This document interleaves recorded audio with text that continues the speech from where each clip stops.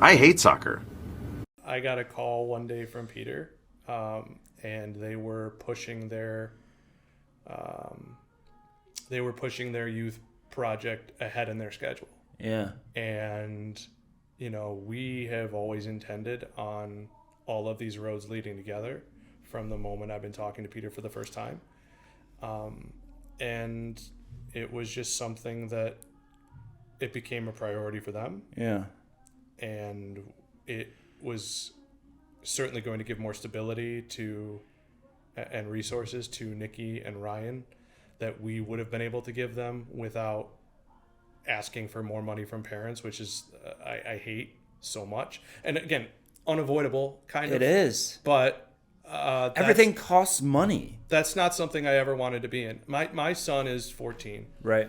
And he loves playing the game. And if he were an elite player, and we were required to be on one of these teams, for his future that costs $4,000 plus travel, right? Whatever that is. Yeah. And if my 8 and 7-year-old who are just starting to play, they're doing, one of them does top soccer at Clarence, the other is doing the first kick program. Okay. If they became top players, we'd have to choose which of our kids played top soccer. Yeah. Not top soccer, Clarence, TOP. No. So, and the people will talk about multifamily discounts and this, that, and the other thing, but no, it's not an option. That's a drop in the bucket. It's not an option. And all of these things I talk about a lot. Soccer is an ecosystem, and I accept that ecosystem. Mm-hmm. I try to do what I can to be a positive part of that ecosystem. Yeah. But I understand there are going to be $4,000 teams and $500 an hour type things that are going on. I get it. Yeah. But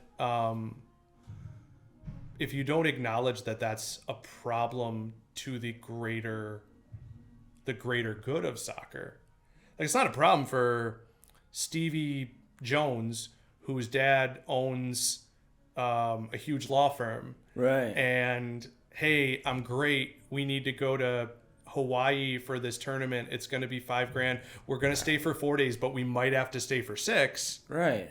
Sure, that's fine. That's an ecosystem. But let's acknowledge that unless you're Pele, that is almost exclusively affluent people. Yeah. So I just want to acknowledge that, and I think that that's fine.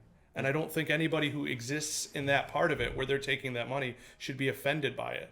And if they are offended by it, that's their insecurity. It's them feeling bad that they charge people and them knowing that that's how it works. Right. You have to. I mean, things cost money, especially here in Buffalo where most of the year has to be spent training indoors. My buddy in Michigan is opening up a facility. They're going to be charging $800 an hour. I don't even know what Salen's is for an 11v11 field. $800 an hour. That's what's going on in Michigan. So I'll say this: that is more when I work. So a lot of people don't know this. I was the GM there for a year. I wasn't very good at my job, but I just wasn't prepared. I wasn't prepared for that level of customer service. This is nothing. And honestly, whether I liked it there, or whether I loved everyone there, or didn't like everybody there, I just wasn't good at it, and I know that. Yeah. But I can tell you that $800 is, again, granted, this is 10 years ago. It's more than double what it was at Salen's back then. And back then, I thought Salen's was too expensive. Not too expensive. Again, this is an ecosystem. Yeah. Not too expensive. That's what the market bears out. Absolutely. This is America. It's a great friggin' country. And I get it, But you and I have been talking for 5 years about where could we put, or where could I put another playmaker, and how could we work together? Yeah. And even in those 5 years, the parameters have changed exponentially. Yeah. I don't know that you could have, for what it took for you to put this amazing place in. Yeah. I don't know that not you, but the average person with gumption and resource, I don't know that you're going to find this anywhere else and be able to pull it off without charging an insane amount of money. I've been barely able to pull it off. Sure, but I mean, the point is, it's crazy. Things change. No, you're right, though. And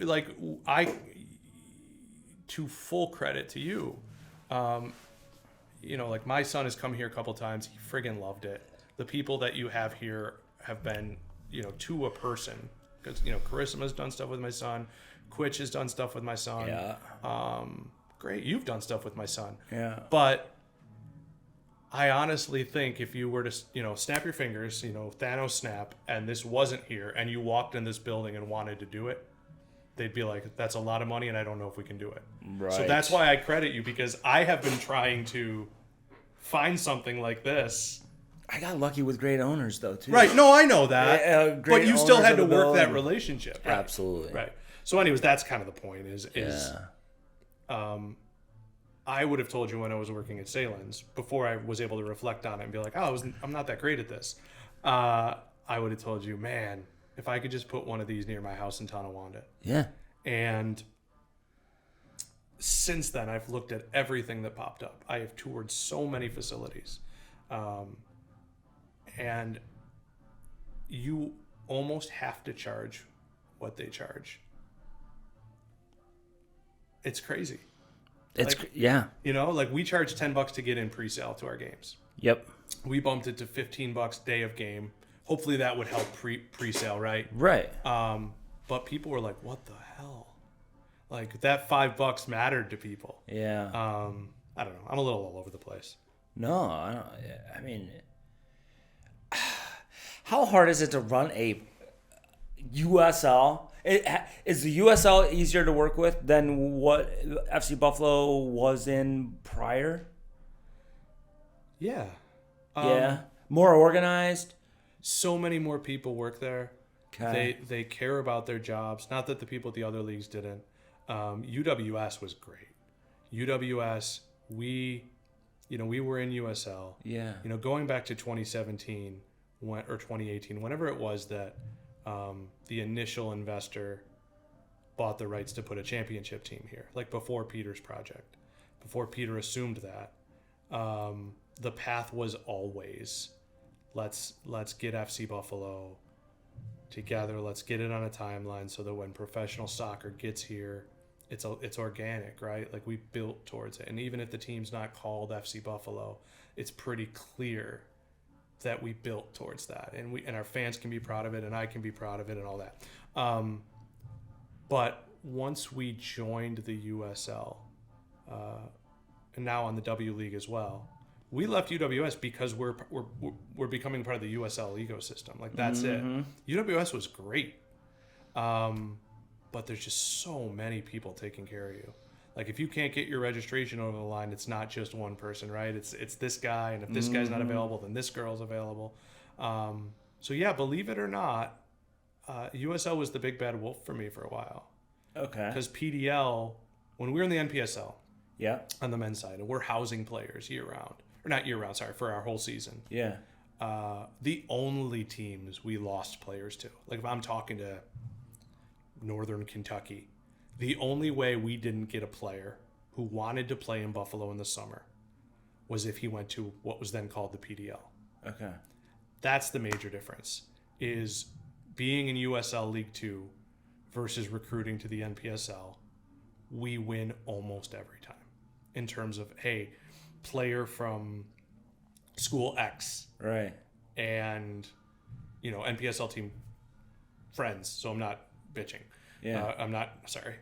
I'm not saying this in any negative way. I don't want to use someone local. So pick Cleveland SC. One of my best friends runs Cleveland SC. Okay. If they're up for a player and I'm up for a player, Yeah. and we're both housing him for the summer and we're both offering the same package, Right. the USL2 label lands that player. 100%. And I want to win. Yeah. So that's been, it has been a lot easier. It's more expensive though. That part's not easy. So Marv Levy, this is the quote I say all the time. Marv Levy, former Bills coach and former Chiefs coach. Yep. What it takes to win is simple, but it isn't easy. So the decision was simple. USL2 wants us. USL W League wants us. The travel's going to be less. We're going to get more players. That's simple. The hard part is, all right, well, we got to come up with X thousand more for whether it's dues or registration or this minimum standard that didn't exist in this other league. Yeah. So, yeah, I think you looked surprised when I answered that, but it has been a really good experience. I don't really know that ecosystem very well. Well, I mean, to be fair, I don't know how long that ecosystem is going to exist. Soccer is changing a great deal. Dude, it's like an arms race between, and we're not even talking about USL. It's what you see in the MLS Next versus the ECNL. All these clubs, all these leagues are trying to accumulate all these clubs because I feel we're headed towards a one system. It should. That's what it should be, but it has to. Every other country in the world, literally. It has to come from U.S. Soccer though, and U.S. Soccer doesn't give a. They do not care one iota about youth soccer. Maybe they should, because if they had $1 per kid that's playing, they'd probably not be in a financial situation. They were founded in 1913, and they didn't get. They've always contracted out. Everybody thinks USYSA is U.S. Soccer, and it's not. USYSA is its own entity, right? And so they didn't get their own league until the DA in 2007. And then they gave it 13 years and say, we don't want any part of youth soccer. Well, so this is where I get. Do you want something to drink? Do you want a water? I would love, yeah. I was going to ask if you wanted a coffee, and then I was late. Thank you so much. Yep. No, look, I think I was talking about this. So there's a club that I admire incredibly. They're in USL League 2, but they started with us in the NPSL.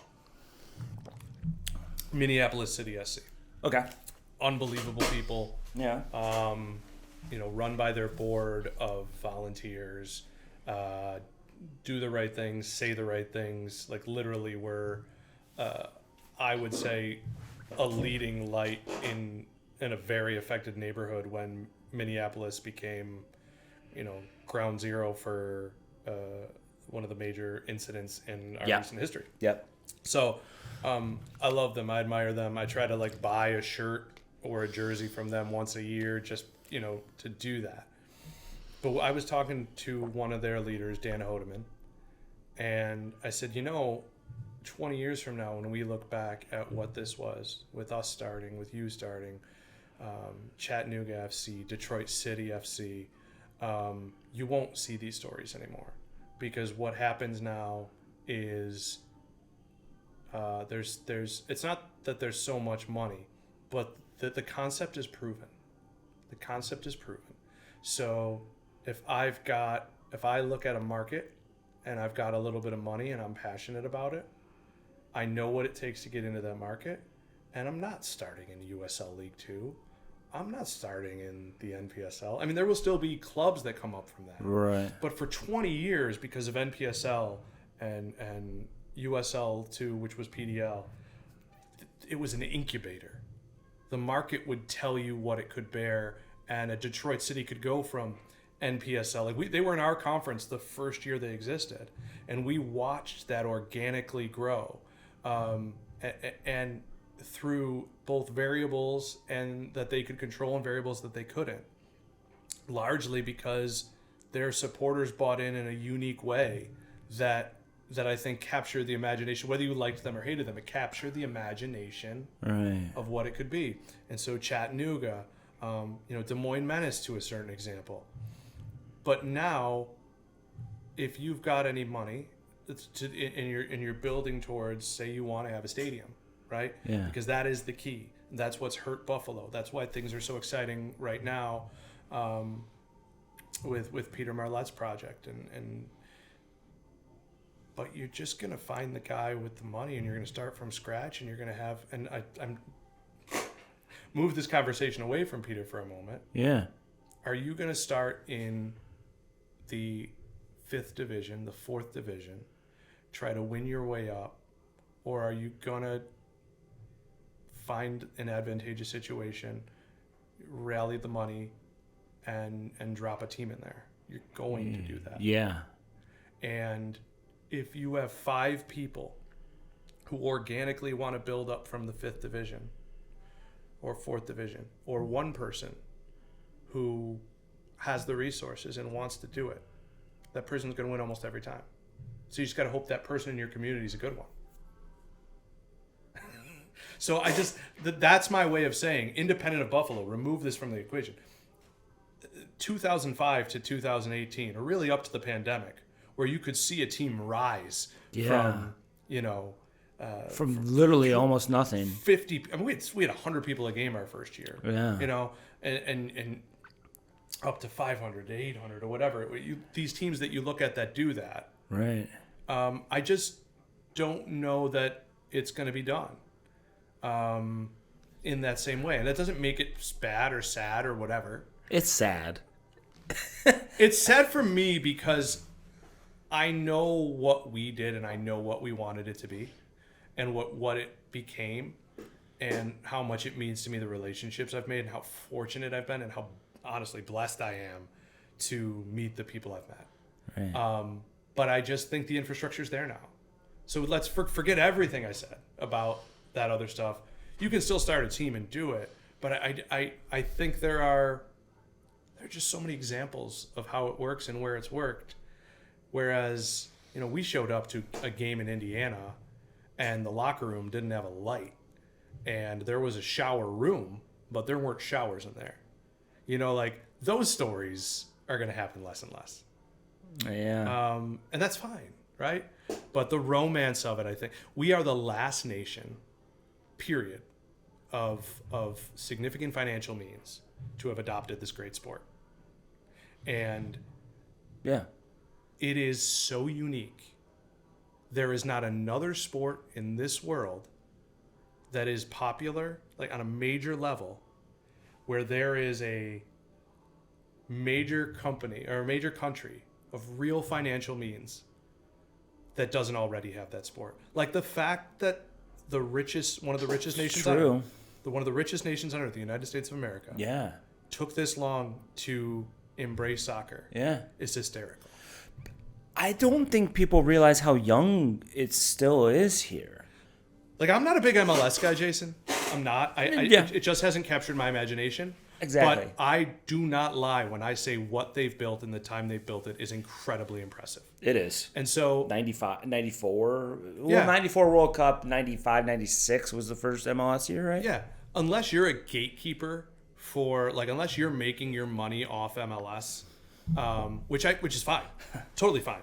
Yeah. You're not those people saying, well, listen, it's just a matter of time before every player in the world wants to play here. Like, it's just not, that's not how it works. But what they've built is incredible. They're the top academies, like FC Dallas, holy cow. Like, they're doing it right. They're in a country with resources, and they're making it feasible to be a part of their club. Yeah. Right? But I guess what I'm saying is, we as a country do not embrace, outside of our individual markets, things that aren't the best. If the NFL was the second best football league in the world, maybe everybody's still going to the games at 30,000 people, but guess what they're watching on Sundays? The Austrian NFL. If the Austrian NFL had the 10 best teams in the world, that's what they'd watch. It's true. It's what America does. It's what we do with the EPL. Right. That's true.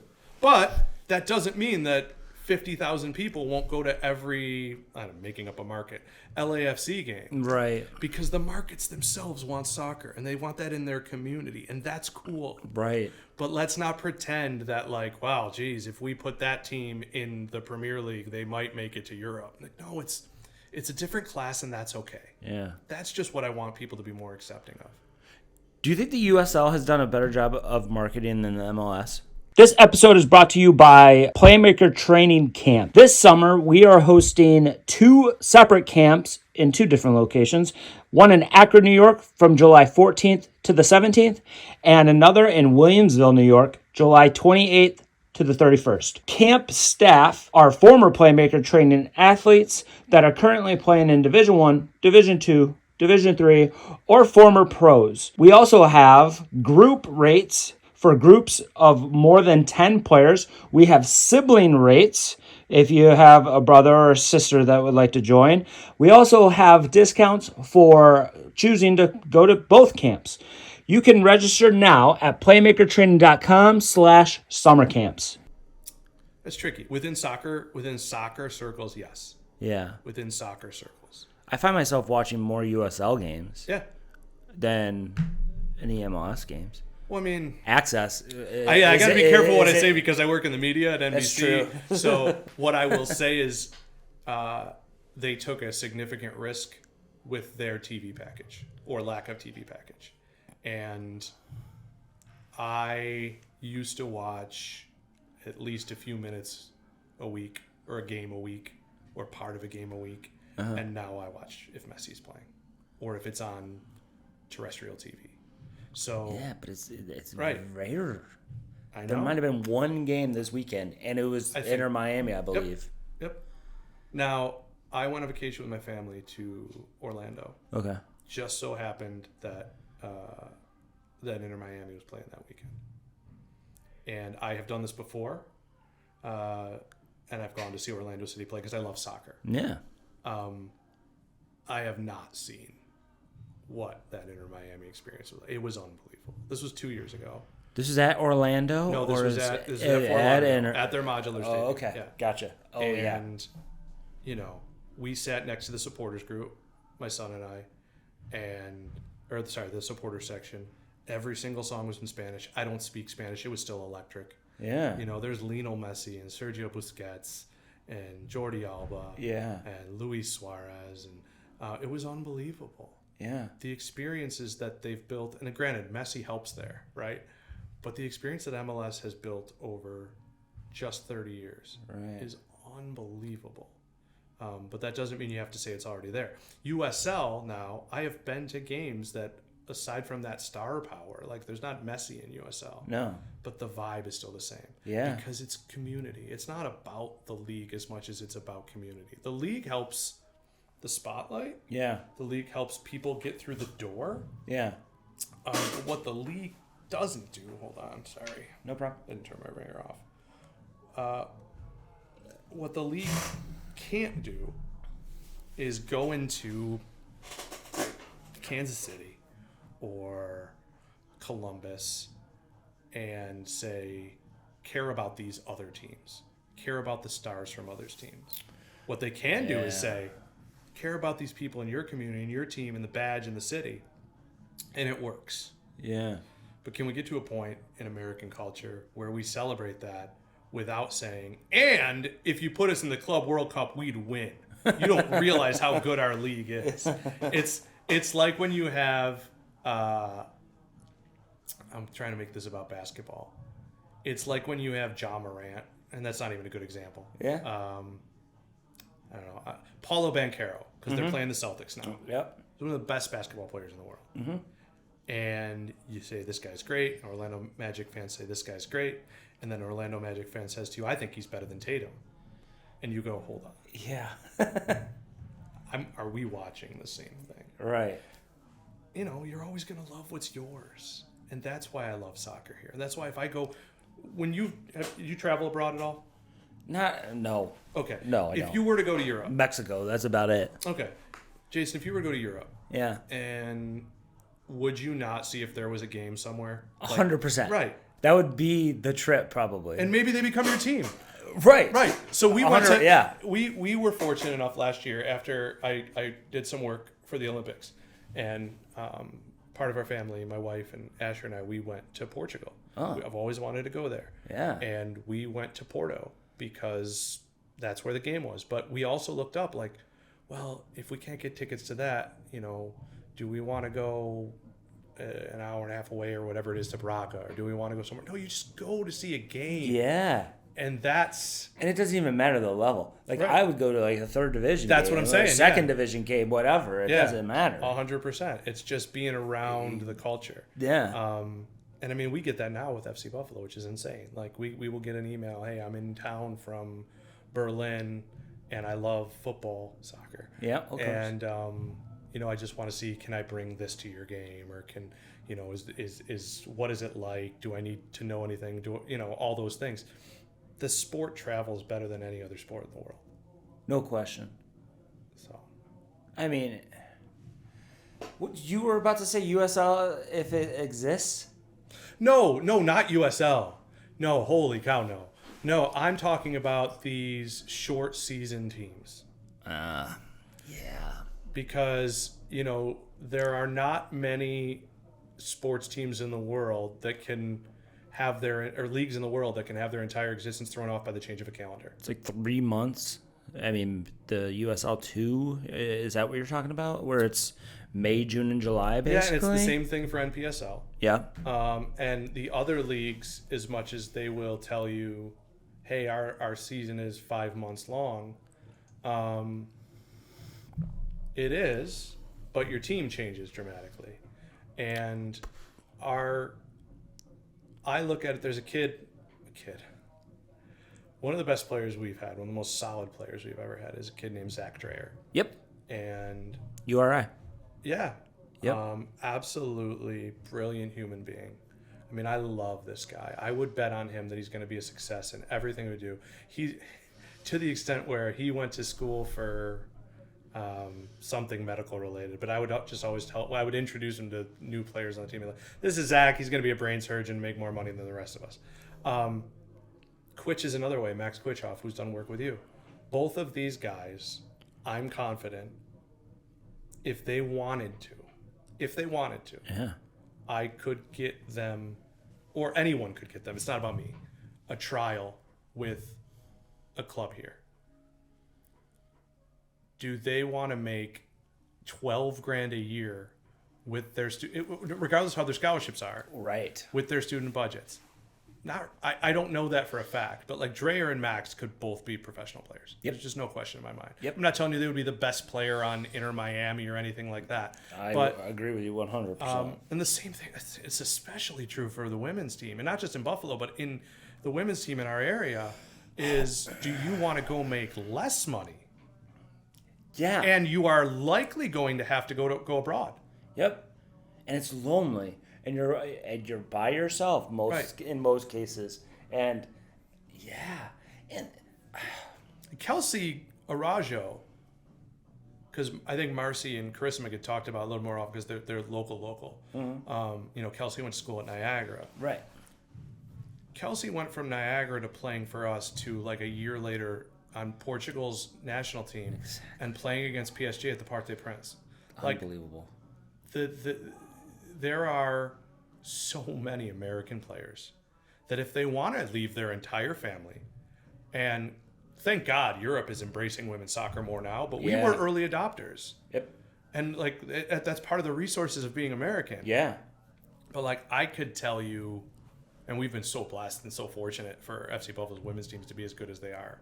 But I won't say who because I don't want to make them blush or whatever. But I was working to try and get one of our former players a trial with an NWSL team, and the calendar was off and it just didn't work out. But I sent the video and they were like, "Yeah, this player's great." There aren't enough teams here. The teams themselves know it, and another great example is Tess Ford. Just like Zach, one of the smartest people you're going to meet. I mean, she went to med school, or I think she's done with med school. Yeah. Forgive me for all that. All right, well, you are probably going to make more money in your chosen profession than any team you're going to get on. So when does that passion level drop? And can we provide in Western New York a place for you to keep playing because you're a stud? Right. Tess Ford is an absolute baller.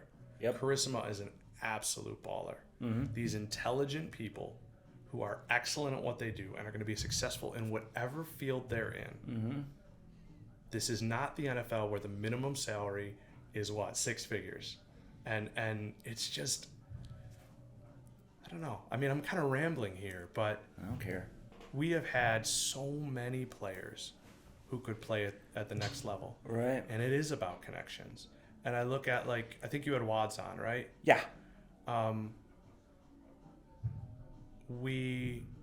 whether you like the guy or not. And I'm not saying anybody should or shouldn't like him. Right. But like separate in Buffalo soccer is poisonous. So if I said somebody's name and you got a good or bad impression of him, step that away. How many coaches are going to call agents after their kid is done with college? They're no longer an asset to them. Right. Right? Are they going to call, Iceland Yeah. and try and find a club for a player that they love, a player Exactly. that they trained? That's who I want to be. Yeah. And talking about Matt specifically, what attracts me about him is his relationships after he coaches the players. Yeah. Like him and Marcy are so close. It's like there's something there that I can relate to. Right. And that's why I started doing this. I wanted more transparency because every single person, like you said, Buffalo's toxic, is, well, that guy's awful. That guy's the greatest. Let's get him in and I here. do want to say I have spoken to.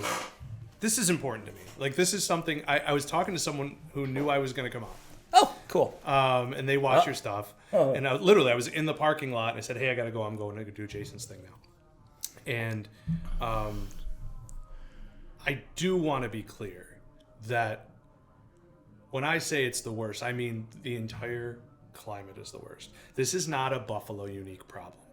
It's exaggerated in Buffalo because in any other part of our country, a significant portion of your population doesn't require interconfederation approval. Yeah. So if you dropped everyone here Right. in the middle of St. Louis, I don't know, I want to be in the Midwest, Yeah. and there was a city the size of Toronto up there, and forget Hamilton, Markham, all these other, they would be part of your soccer community. Yeah. And it's happening here. Don't get me wrong. That's a whole nother hill of beans. Right. If you're trying to make the best team in Buffalo and half your team's from Rochester and half your team's from Canada, that's a different story. Right. I'm not taking shots at anybody. It's just, it still That's how it happens is. here. Yeah. But if there wasn't that border, it's just, there would be so many more teams. FC Buffalo should be in League One Ontario. Yeah. The longest trip in League One Ontario is probably, I haven't done the math on it. It's like 2 hours, maybe. Well, from Toronto, so it's probably 4 hours from us, right? Okay, 'Cause 4. I'm sure they go in every direction. Because okay. one of our players, Bailey Winkle, played at, I can't remember the name of the team, but it was an hour and a half east of Toronto. Okay. Whitby. But like, yeah, we go to Cleveland, and that is like going an hour past Toronto. Like traffic aside. Yeah. We go to Toledo, that's like going to Ottawa. Yeah. And those are now, when we were going to Fort Wayne, half the time when we played Detroit City FC, we drove through Canada. Yep. They closed the border. That's no longer a friendly for us. Oh my God. Yeah. So, and I bet you feel that keenly, obviously, because I bet you go through Canada, or at least used to. I do. Yeah. I just did. But for you probably Easter. have Nexus, right? But anyway. Yes, I do. But oh my God, during COVID, I had to go a long way. Right. That was miserable. I've made that drive a ton of times. Like, we should absolutely be in League One Ontario. But there's rules against that, right? Yeah. You can't be in that league. No, you can't. Well, but that's what I'm saying. And so that makes it very difficult for Buffalo to compete.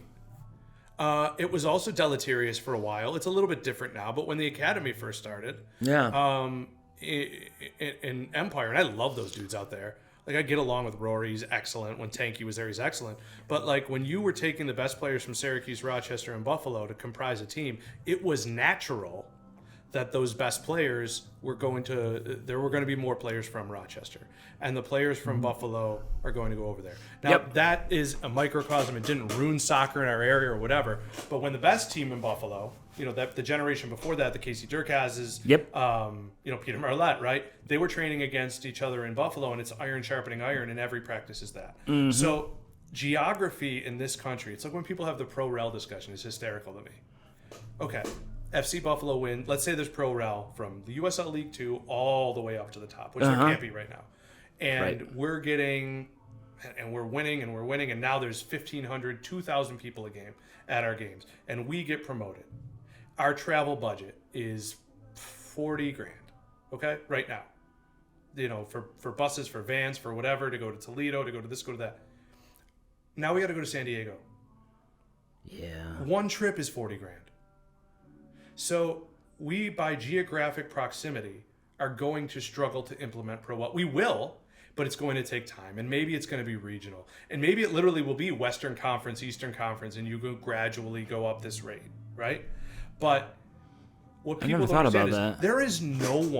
there is bleeping no one authentically expressing the opinion and meaning it that a closed system is better than Pro Rel.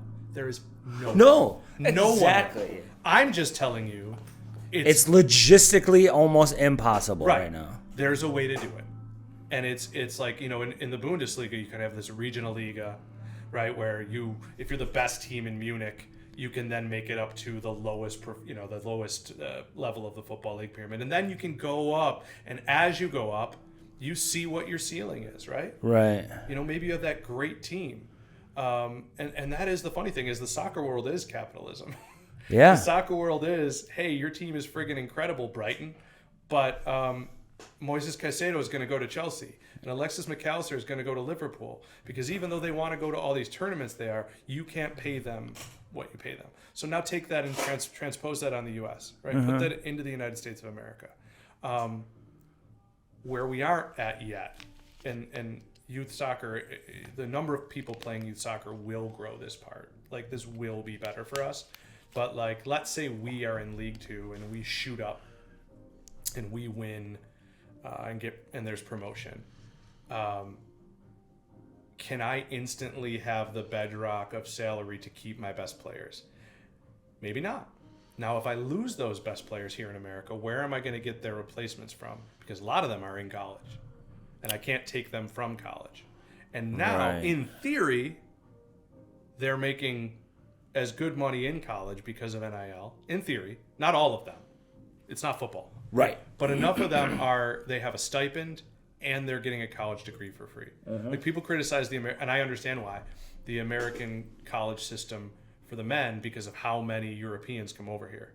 And then I say, let's say you're in, I don't know, what's a League 2 side in England, a random smaller side. I was gonna say Derby, but no. Shrewsbury Town. I don't even know what division they're in. Okay. But let's say you're at Shrewsbury Town. It's a decent academy, and you are hopeful of becoming a professional player. Yeah. And you know, you're not going to Arsenal. You're not, you know, signing this contract for 50 grand a year or 50,000 pounds a year. Right? What you're doing is, all right, well, I'm out of the academy and I'm going to play on the first team and it pays me this. Well, what's happening now? Not so much in England, but Portugal, Spain, South America is, it costs how much to go to an American college? 40 grand a year, 50 grand a year, 60 grand a year. Oh, I can get that degree for my professional life. I can go to world-class training. Like, some of these facilities are out of this world. Yeah. I mean, I know you watched, you know, you followed Linda at UNC. Of course. Watched a couple of her games this year, and I hadn't had as much of a reason to pay attention to UNC, but like the facilities, I'm like, what in the world? Yeah, it's nuts. It's the envy of other countries. Oh, yeah. So are you gonna say, all right, well, listen, my name is Scotty Van Nusselwitz from Ajax Academy. I'm not gonna get signed by Ajax, but there's a second division team that wants me and is going to pay me X amount, or a lower division team that wants me. Or I can go to St. John's University in New York City. Yeah. Be the kid with the accent, be the best player on my team, get a degree in my field without paying anything for it. Mm-hmm. And still, 4 years later, maybe play for a team here or go back to that second division team with an American degree in this. Right. 100%. Right. So, you know, the system's an issue. But I don't blame any single one of these players for doing it. No, absolutely not. Like, the portal's a mess. Oh, my God. But a total mess. 1,000 kids in it, I think they said. But if I'm working at Kmart, which doesn't exist anymore, I don't think. So I tried to pick a business that didn't exist. Yeah. If I'm working at Kmart and I'm making $11 an hour in whatever year I was doing it, right? Yeah. 2001. And Walmart opens down the street, and they're paying $17 an hour. Exactly. And I'm the best toy stocker on earth. I can put those Hot Wheels up like nobody's business, okay? Would anyone say to me, you disloyal son of a gun, you should keep putting those friggin' Hot Wheels up at your Kmart because gave you the job first? So I don't necessarily blame the kids. I don't either. But I also don't know what you're going to do. Right. I mean, it's tough. I'm sick. Pandora's box is open is the point. Yes. But player power is coach power. If that's the point I always make. My buddy, one of my best friends, coaches NAIA basketball in Massachusetts. Okay. And I love him because if this video pops up anywhere, I'll tag him in, because what he'll do is he'll see those sanctimonious college basketball coaches who say, if you don't have a 3.0, don't even bother applying, or I got your video and there were swears in the song, so forget about it. And he will find any of those videos and be like, if you have a 2.9 and you can throw down a tomahawk dunk from the free throw line, you're coming to Massachusetts. Exactly. Right. Yeah. Oh, come on, buddy. Yeah. Right. Oh my God. I can't stand the coaches that rip on the kids for going into the portal. I'm like, wait a minute. All right. If you coached at Oakland University in Michigan and you got the UNC job or offer that, peace. You're I'm gone. out of here. You're gone. Like, I would. And when you were a player, it's a little bit like, so I'm Catholic, okay? Okay. It's a little bit like, priests can't get married. Yeah. And I always feel like when you ask the older priests, hey, if you let priests get married, you'd probably have more priests, because there's no shortage of people who, care about this, but they want to have a family. And they're like, oh, no, it would ruin everything. I'm like, no, you just would be like, oh, crap, they changed the rule. Yeah. I could have been married. That's it. Yeah. And the older I get, it would be like me crapping on the NWSL because they're doing things that I can't do. No. We have evolved as soccer. Yeah. I love the days when you and I are probably about the same age. Yep. We haven't really talked about it. Where I met you. Do you remember where I met you? Yep. Okay. Yep. Pedro's camp. Pedro was working for the Flash. Mm-hmm. He has since been the manager for Arsenal and Scotland women. Now he's at Tigris. Yeah, that's right. I knew he was over here, but I couldn't remember where. It's crazy. Living the life. Think about that career trajectory, right? It doesn't happen anywhere else. Where you go from America, back the other way, and rise up through the ranks, right? Right. And that's what soccer here could be. It could be less mercenaries. It could be less, I don't know. I gotta stop talking. Not because I don't have anything to say, but I knew I went on a tangent there. But to go back, bring me back to the original point. This is what we need.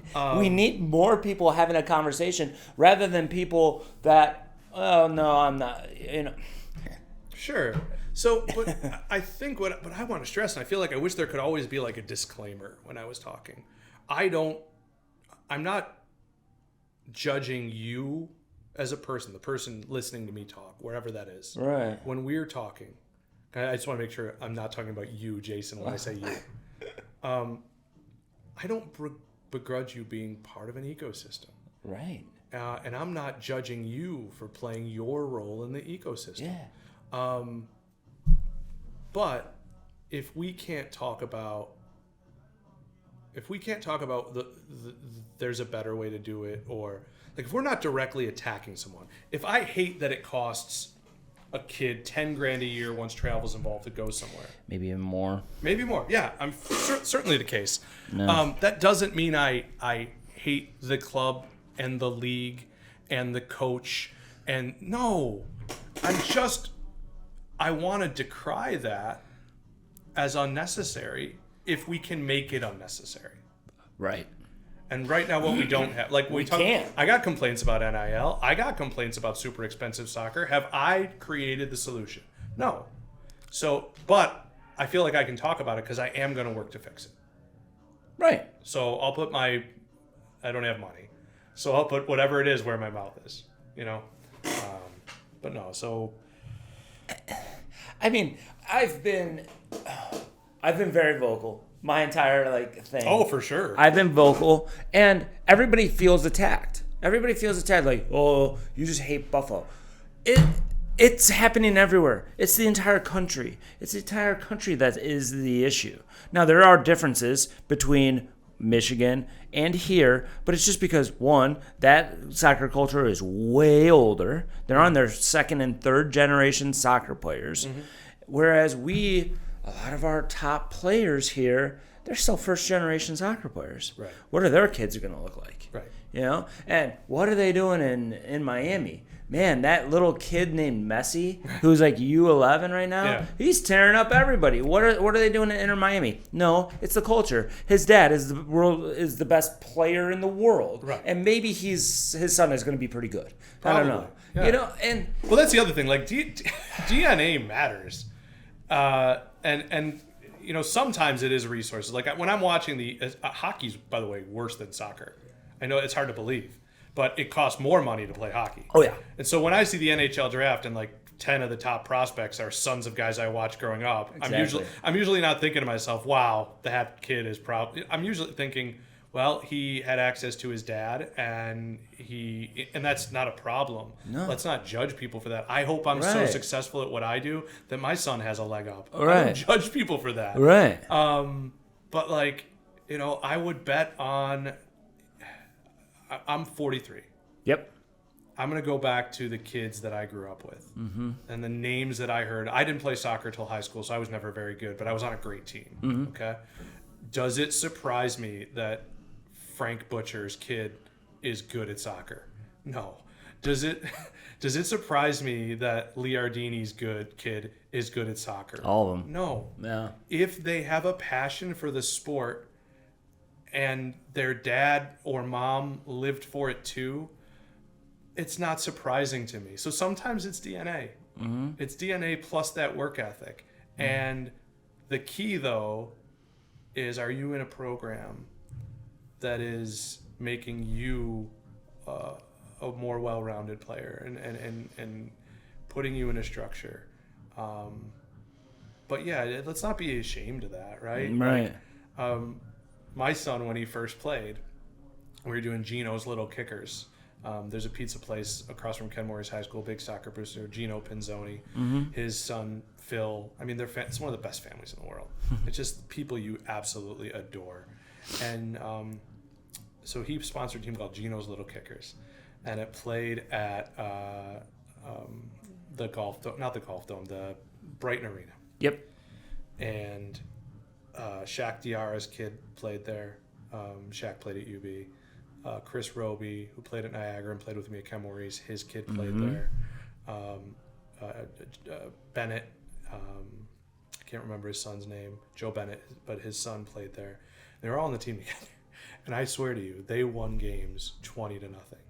And my son's first game, I think he scored 4 goals. Now, everyone did. They were winning 20-0. Mm-hmm. But the fact of the matter is, it wasn't that my son was a soccer savant. It's that my son was 5 and was playing soccer before other kids were. So kids were going to catch up to him, right? Mm-hmm. So, that's the thing. If you were... it's how it used to work. What if you were... what do they call the people who hammer out metal? What's the word? It's a smith of some sort. Blacksmith? No. Yeah. So all right. Yeah, back in the day, if you were the son of a blacksmith, wouldn't you expect that if you were in the room with another 7-year-old that you might know your way around a kiln or whatever they use? So let's just I don't know. Yeah. But you're right. So when you to make the Michigan point, and there's no shame in that. And is it funny? Or should it be surprising to us that the best players in the 70s and the 80s here in Buffalo played on men's league teams called Germania and Polonia, and they of course they tried to get the best players to come in if they weren't German or weren't Polish, but it's part of that culture, right? So what do you think? Let's go back to the youth system. Okay. What how can we even have a open pro system when we don't even have it at the youth level? It drives me insane that the clubs, we never get to play each other anymore. Right. You know, unless it's a friendly, because well, we're in this league and you're in this league and you're in this league. It's like, why do we have so many leagues? Why do we have so many competing bodies? It drives me up the wall. And now you're experienced in running a youth club, and it's just insane. Everybody asks me, why don't you start a club? Absolutely not. I'm good. Well, I will say this. What probably happened, and this is easy for me to say from the outside, is that when I was growing up, so only 20 years ago or 30 years ago, it was less of an industry. There's nothing wrong with that, okay? But now, I would go as far as to say that in the last year I played any sort of youth soccer, 1999, okay? Yep. Mm-hmm. My junior year or my senior year of high school. How many club coaches in Western New York had a coach who was making 10 to 15 grand a year? How many? 0. Maybe. I mean, I don't want to say 1 or 2 or 3, but it wasn't 12. I'm trying to think. Oh my It God. wasn't 12. They were never full-time soccer coaches back then. Right. They were all teachers, and then they'd also coach, or they were in Michigan they were automotive, and then they would coach. Sure. Right. So I don't know. I don't even know if they were paid. So here's the thing. Can any of us, you, me, the coach that the person listening to this Yeah. hates more than anybody in the world, right? Oh man, that guy, judge him for everything. Yeah. He's he recruits my players. He does this, he does that. If that person is doing what he loves, which is being around soccer, and this is the avenue he has to make it, and he has to keep his players by any means, and I'm not saying I enjoy that. No. But do you expect them to be like, well, this is how I make my living, and I'm not going to do anything to, I'm just going to let the system work. I'm going to let the best players, like we used to talk about this all the time. If we could take all we worked with Buffalo Public Schools quite a bit. Yep. If we could run basically a house program for them and then a travel program for them, and then what comes next? And people would always say, well, then the Flash are going to want them. And I'd be like, all right, cool. What do you mean cool? Are they going to give them a scholarship? Yes. Are they going to transport them to every game? Yes. Are they going to take care of them? Yes. If it doesn't work, are we still going to have a place for them? Yes. Fine. But is that going to happen? I don't know. Right. So, and I'm not, this isn't about the Flash. It's about whatever club. Yeah. What I think has happened is people are less likely to, it goes back to our soccer conversation. They're less likely to be secure in themselves and what they do. Because they don't want to be known. Like you're running an 11-0 team that kills everybody, and you have a central midfielder who goes both ways, uses both pegs, unbelievable player, unbelievable vision. Probably, who knows if they'll make D1 because they're a kid, but whatever. Now that kid has an opportunity to go to whatever. It's not ODP anymore. It was when I was a kid. To go to the U.S. youth program identification, and they're going to live on site and all that. Right. And you're secretly hoping they don't go. You're not thinking, I hope that kid becomes the very best is, and we'll point to him one day. So, and I kind of get that. Yeah. Because people are, we all have those kind of selfish motives. Absolutely. But what I think is not necessarily happening is I'm doing what I love, okay? I'm running this team, and it's the center of my universe. Let's use FC Buffalo, okay? Yeah. We're in USL 2 and the USL W league. It's I've told you already, it's one of the blessings of my life. The people I've gotten to meet, the people I've gotten to work with, all walks of life, all incredible stories, doctors, nurses, whoever, right? Firefighters, all of this. It has made my life richer. And this club has made my life richer. And when the USL first contacts me in 2018 or whatever that year is to try and see if I would support, a USL championship project, if it wasn't me, right? If I was just kind of involved or advising or even not going to benefit at all, it was, well, let's talk about it.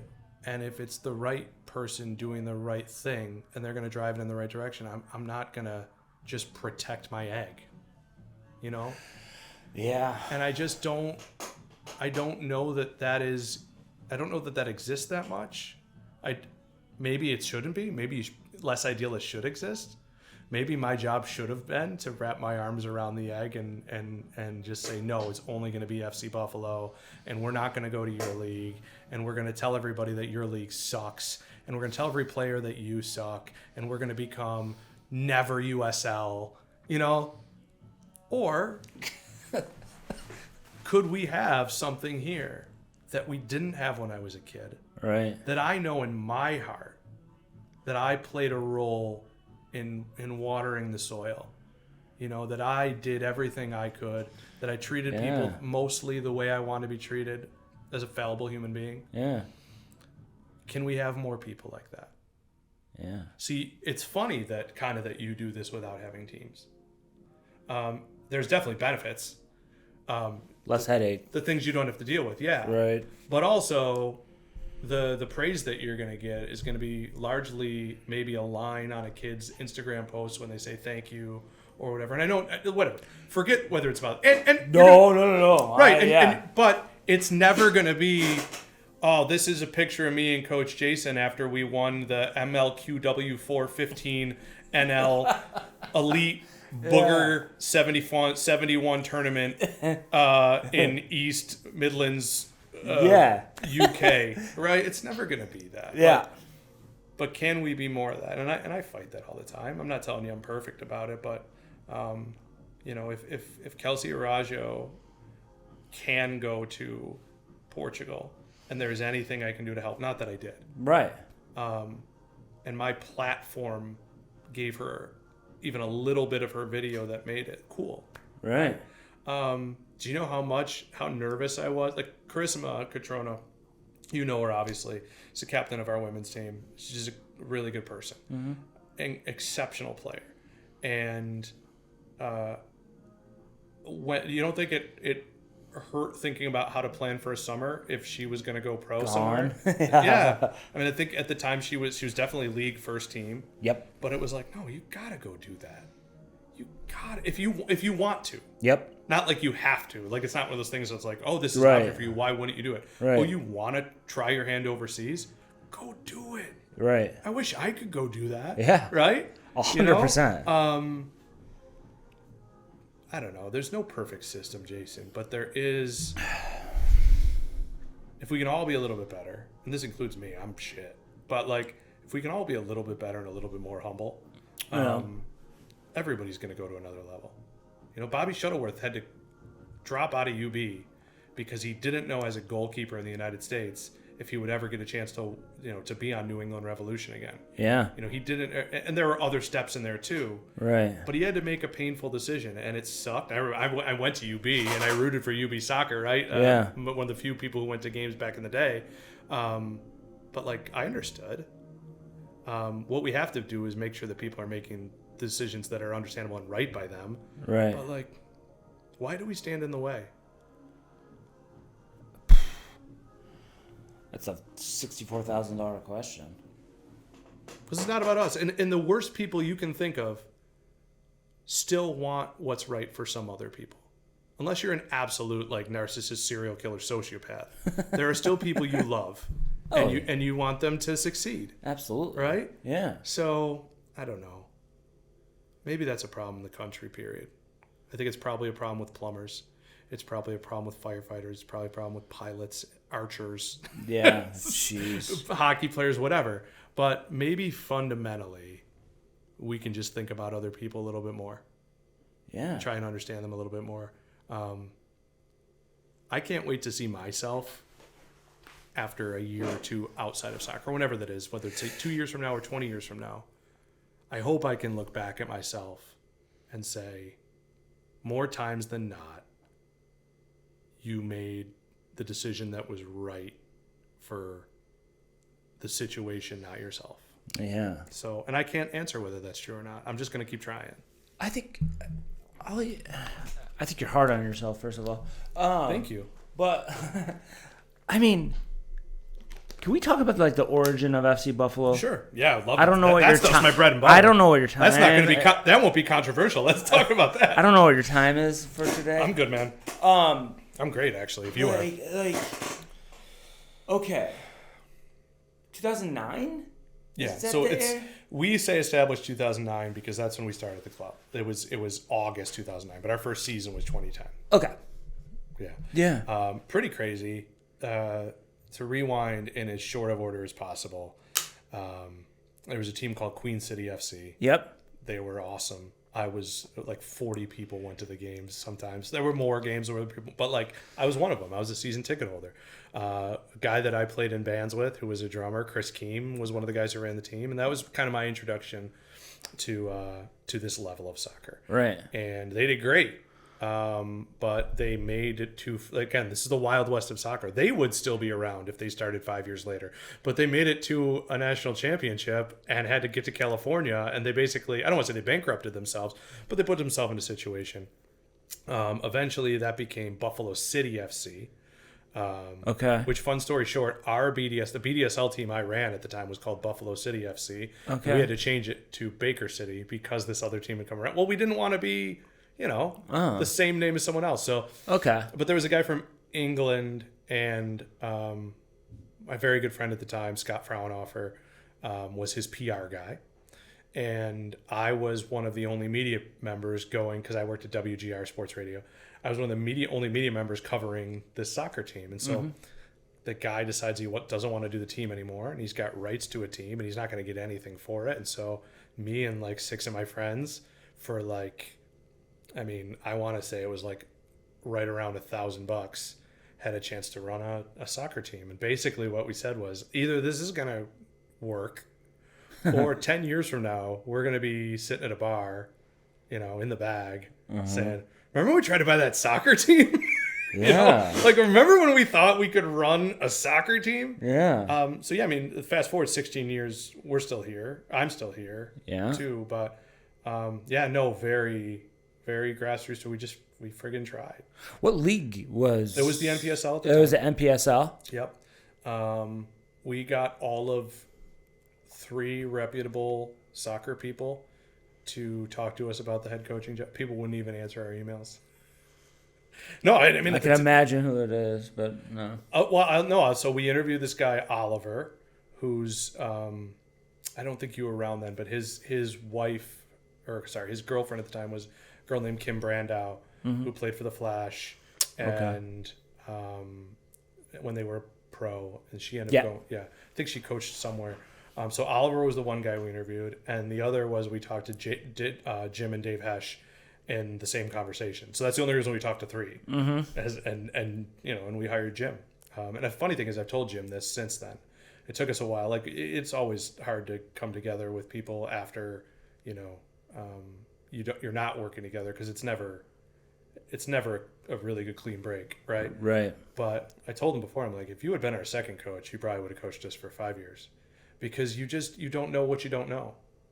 This was our first year running a team. The players were great. I still know a lot of them.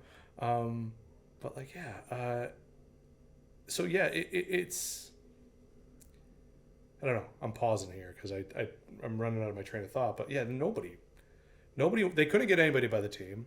I guarantee you there's a youth club out there who was like, oh, I could have had that for $1,500 and I would have never had to deal with Nick.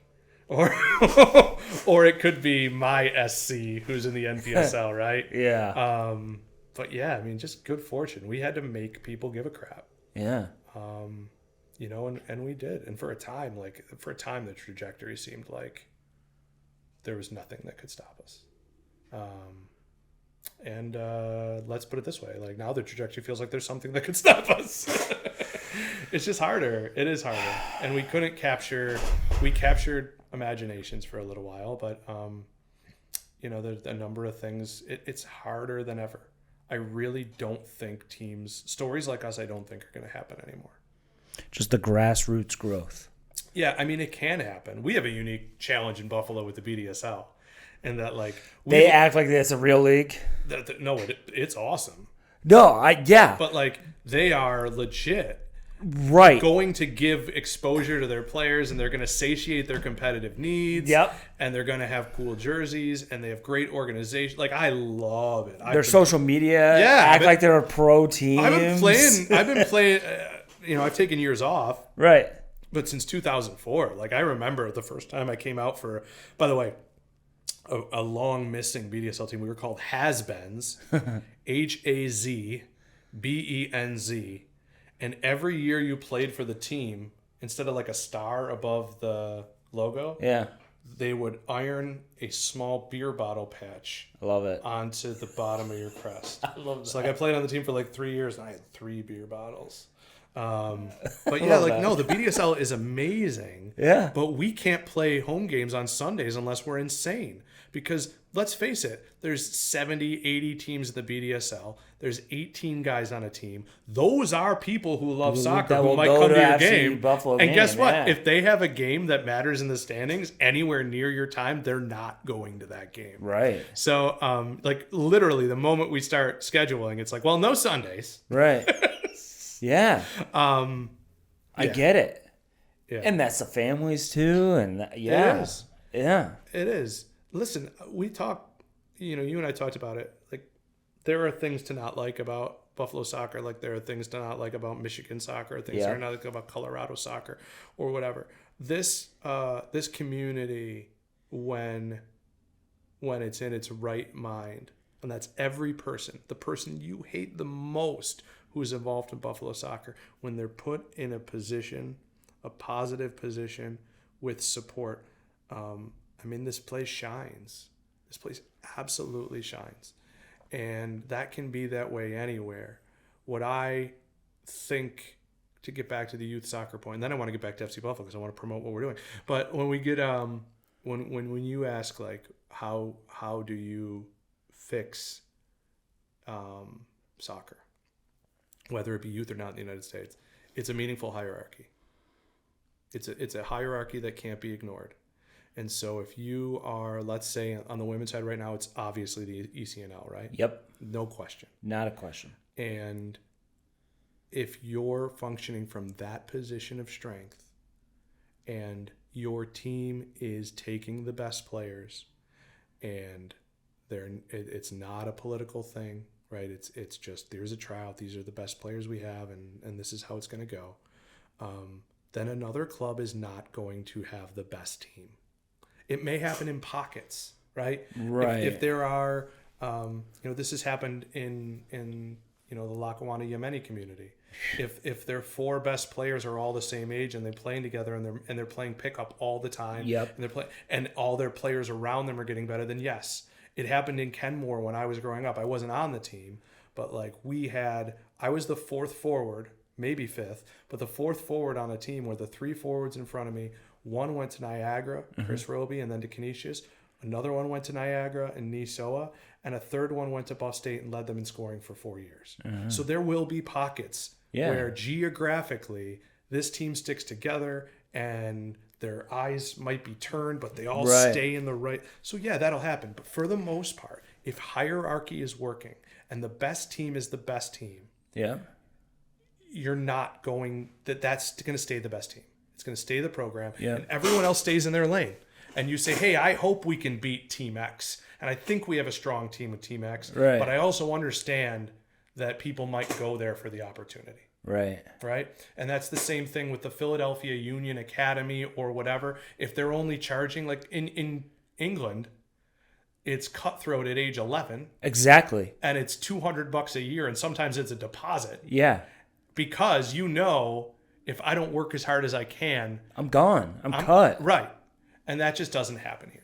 It doesn't. As much as it should. But if we have the hierarchy, and there are markets where that hierarchy exists, and that's why there are teams that if they show up on your schedule for a tournament, you are positive they're not going to be bad. Right. And that's where the hierarchy exists. Yeah. But from the time I was 16, we had a team in Kenmore, and I'm not going to blame any single person for this, but they're called the Leafs. I hated that part. Toronto. Yeah, I hated it. Guy ended up being my JV coach, and I loved him. He was actually the mascot for the Bandit or the Blizzard, Buffalo Oh, I Blizzard. love it. It was hilarious. He was Spike. But like their organizations split from into Ken Ton and Ken Moore, and I don't think it's a coincidence that within 10 years, the high school wasn't as much of a powerhouse because kids were playing together growing up. Mm-hmm. They knew that was the best team that they could get on. At the time, there was also ODP was a thing at the time, Right. where like if you made ODP, you might even miss high school practice. Like Yeah. it's okay. Uh-huh. And that is something where, it was different, but that hierarchy can't exist. But it means that when there's a fight inside of a club, that you don't take your ball and bring 15 kids over here. When you're, and that's the problem. And that has happened all over this country. It is not just a Buffalo thing, but that's why it's funny in hockey, there are now literally one-off teams. You will see, like, it's not a whole club. There's a U15 team, and there's Can't even really do that in soccer. You probably, whatever. You could still entertain. Yes. You couldn't maybe get into the Dallas Cup or whatever, right? But like, yeah. So like that's what is stopping us is my kid got cut and that sucks. He's going to have to find another team. Or my kid got cut, but if I tell Club X that I can get all 14 guys to come over with us, then my kid's still on the team. And some of this is natural. Who knows where our country would be if soccer dads and moms didn't care about their kids and do some weird shit. Sorry, pardon my language. But like, really look at any club. Uh-huh. And they end up at this tournament, or they end up with this situation, or this trial, or this there. And how often was that done by the dad or the mom? Like, it is, or because of pressure. So, like, that sort of will for your kid to succeed is an incredibly powerful thing. We all want what's best for our kids. Of course. So this is the first year I'm actually coaching my kids, so it's fun. There you I'm go. an assistant coach. They have two great coaches. My son plays over in Clarence, and I go to a lot of his practices to, because it's a long enough drive to Epic that it doesn't make sense to drive home. Yep. And I was fortunate enough, and Frank Butcher's at Clarence and Silverstein's at Clarence is a really, really strong club. Very strong club. And they were like, do you want to, they said, hey, there are days where one of us can't be there or two of us can't be there. Will you come out on the turf? It has been so rewarding. And I love it. And I'm glad I waited. I'm glad I didn't coach him every year. Yeah, what is he now, 14? He'll be 15 in November. Yeah. But anyways, point is, like, the sport is great. I would do anything for him. It's just, I wouldn't. That's the way I should put it. I want to do anything for him. I have stopped myself from that. There have been times I knew that if I called this person or did this and stayed on the phone long enough, I could make something happen. But I want him to experience life. If there's disappointment, suck that in. He got cut from a team once, and he was really hurt. Like, really, really hurt. That was the first time I took him to you. And I just said to him, I'm like, this sucks. I don't necessarily, you're my son. Of course I'm going to say this. I don't think you deserve it. He was much younger. Yeah. And basically what happened was that club was going to have multiple teams in an age group, and then decided without telling anybody that they wouldn't have enough for all the players. So we were at the tryouts just like, wow, worst case scenario, we're on this team. So it didn't work out. And he turned to me and he said, I want to get better. I said, okay, cool. And at the time I knew about you, and I think it was just you and Carissima largely. Probably. At the time. Yep. And I took him here, and he almost passed out because it was a one-on-one one. Oh, yeah. He was so sweaty, and we got in the car, and he's like, can we do that all the time? And no offense to you, I said, I don't have that much money, but we can come back. But yeah, like, he became a better soccer player from that, because there was now something in his head that said, I felt rejection. Yeah. but I still want to keep doing this. And I also don't want to feel that rejection again. It's powerful. Sure. Now, could I have called somebody and been like, look, what do I need to do? What does the club need to do? No, not really, but you know what I mean? Yeah. So, yeah, we're producing people in the end. Exactly. And, you know, the world kind of sucks. Yep. I would say that the odds are it's going to suck more. Yeah. And so why don't you get used to disappointment now and then the sweet thing? No, but I mean, like, the sweet things are going to taste sweeter. Absolutely.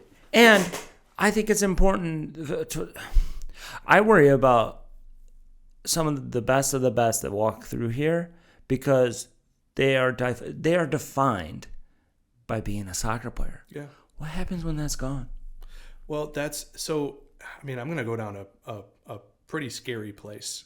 Okay, but that's one of the things I fear because I worked at WGR, the radio station. I work for the Associated Press. I work for NBC Sports Soccer now. Yeah. I have become friends with peers with professional players, whatever you want to say, connected to them to the extent where I follow them after they retire. Right.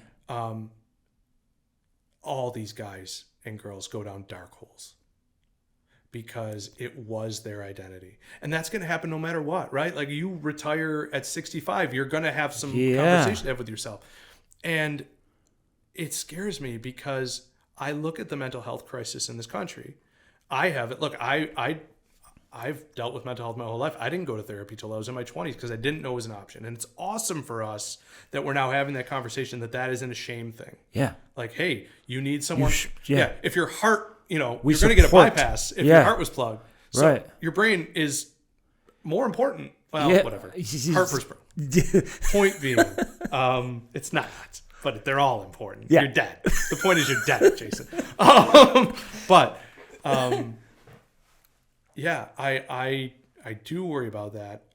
And it's funny that the kids who don't live for the sport itself are probably the ones who are safer.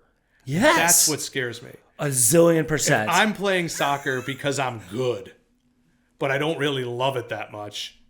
Now I graduated. I'm like, oh, soccer was cool. Yeah. But like, that's how I was with hockey. All I wanted to do was play at the University of Michigan. Yeah. Turns out it wasn't good enough. Turns out there aren't a lot of 5'8" fighters.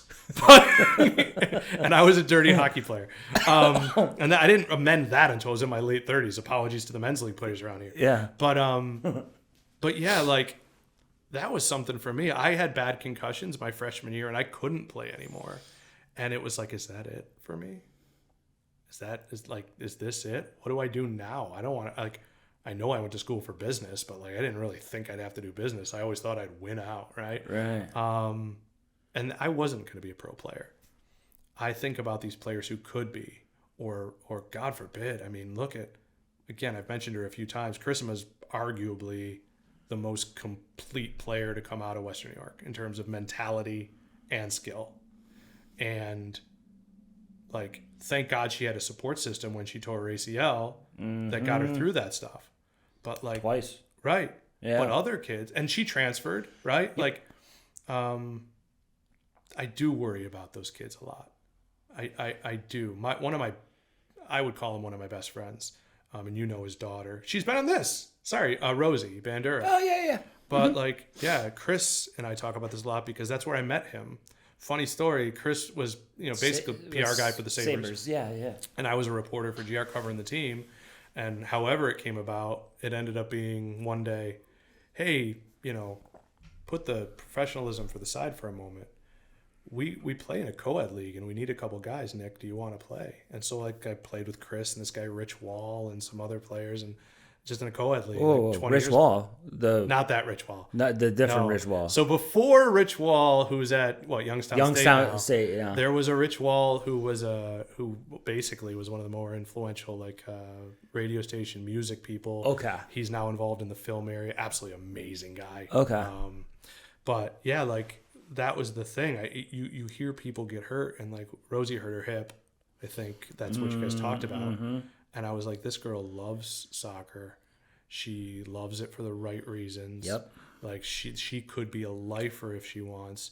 The first thing you think when that person gets hurt is, how is this going to affect her? Yeah. Jordan Acevedo, Canadian boy who played for us. He's now playing semi-pro in Australia. We were playing a friendly after our season ended, and he tore his ACL. And we put him in the back of my Jeep because he couldn't stretch out his leg, and he's in agony. And here I am. All I'm thinking the whole way there is he's got to tell his parents that he was playing for us in a friendly.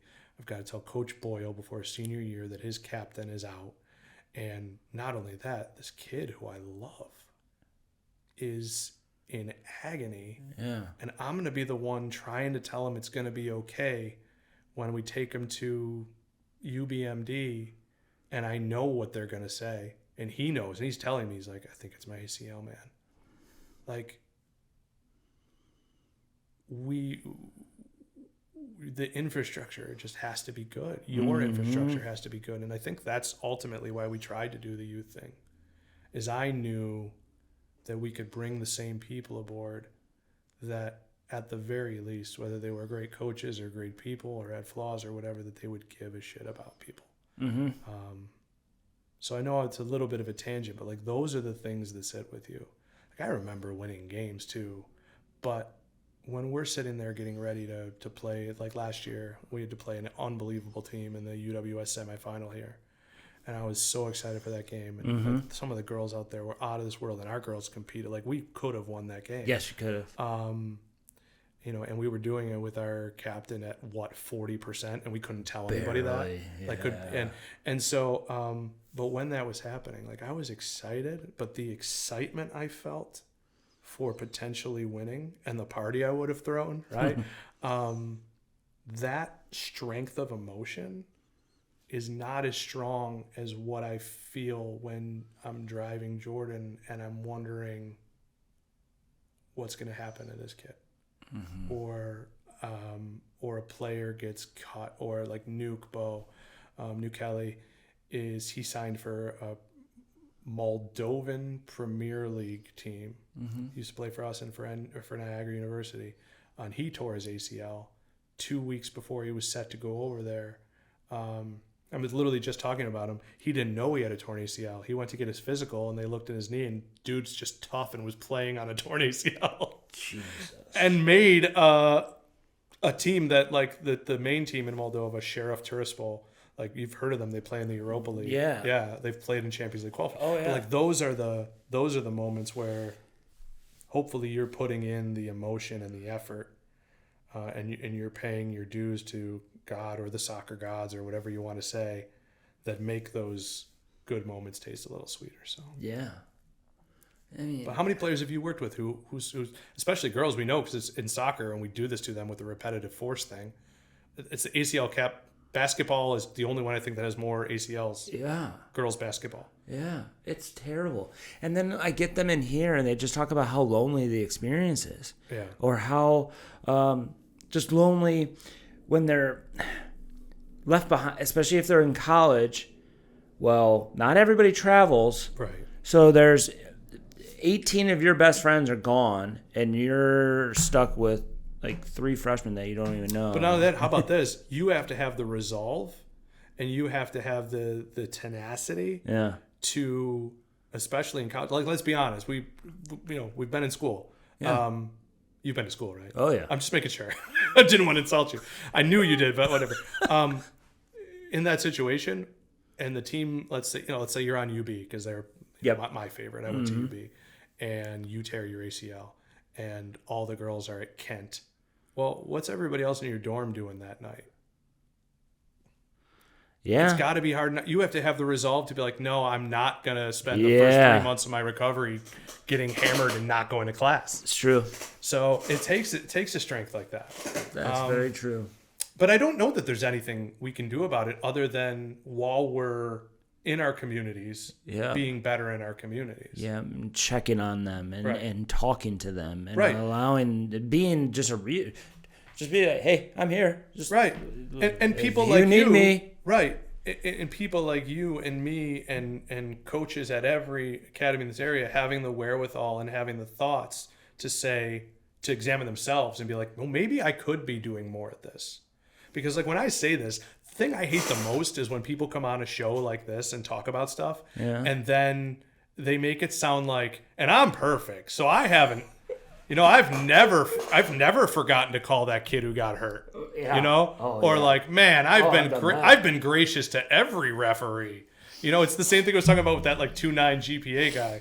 The guy who's tweeting out, if you want to be on my team and you don't tie your shoes with double knots and bunny ears, then you don't even try out for my team. I'm like, what if that kid can, exactly. What if that kid is the nutmeg capital of the world? Exactly. Yeah. So, but yeah, I just think it's.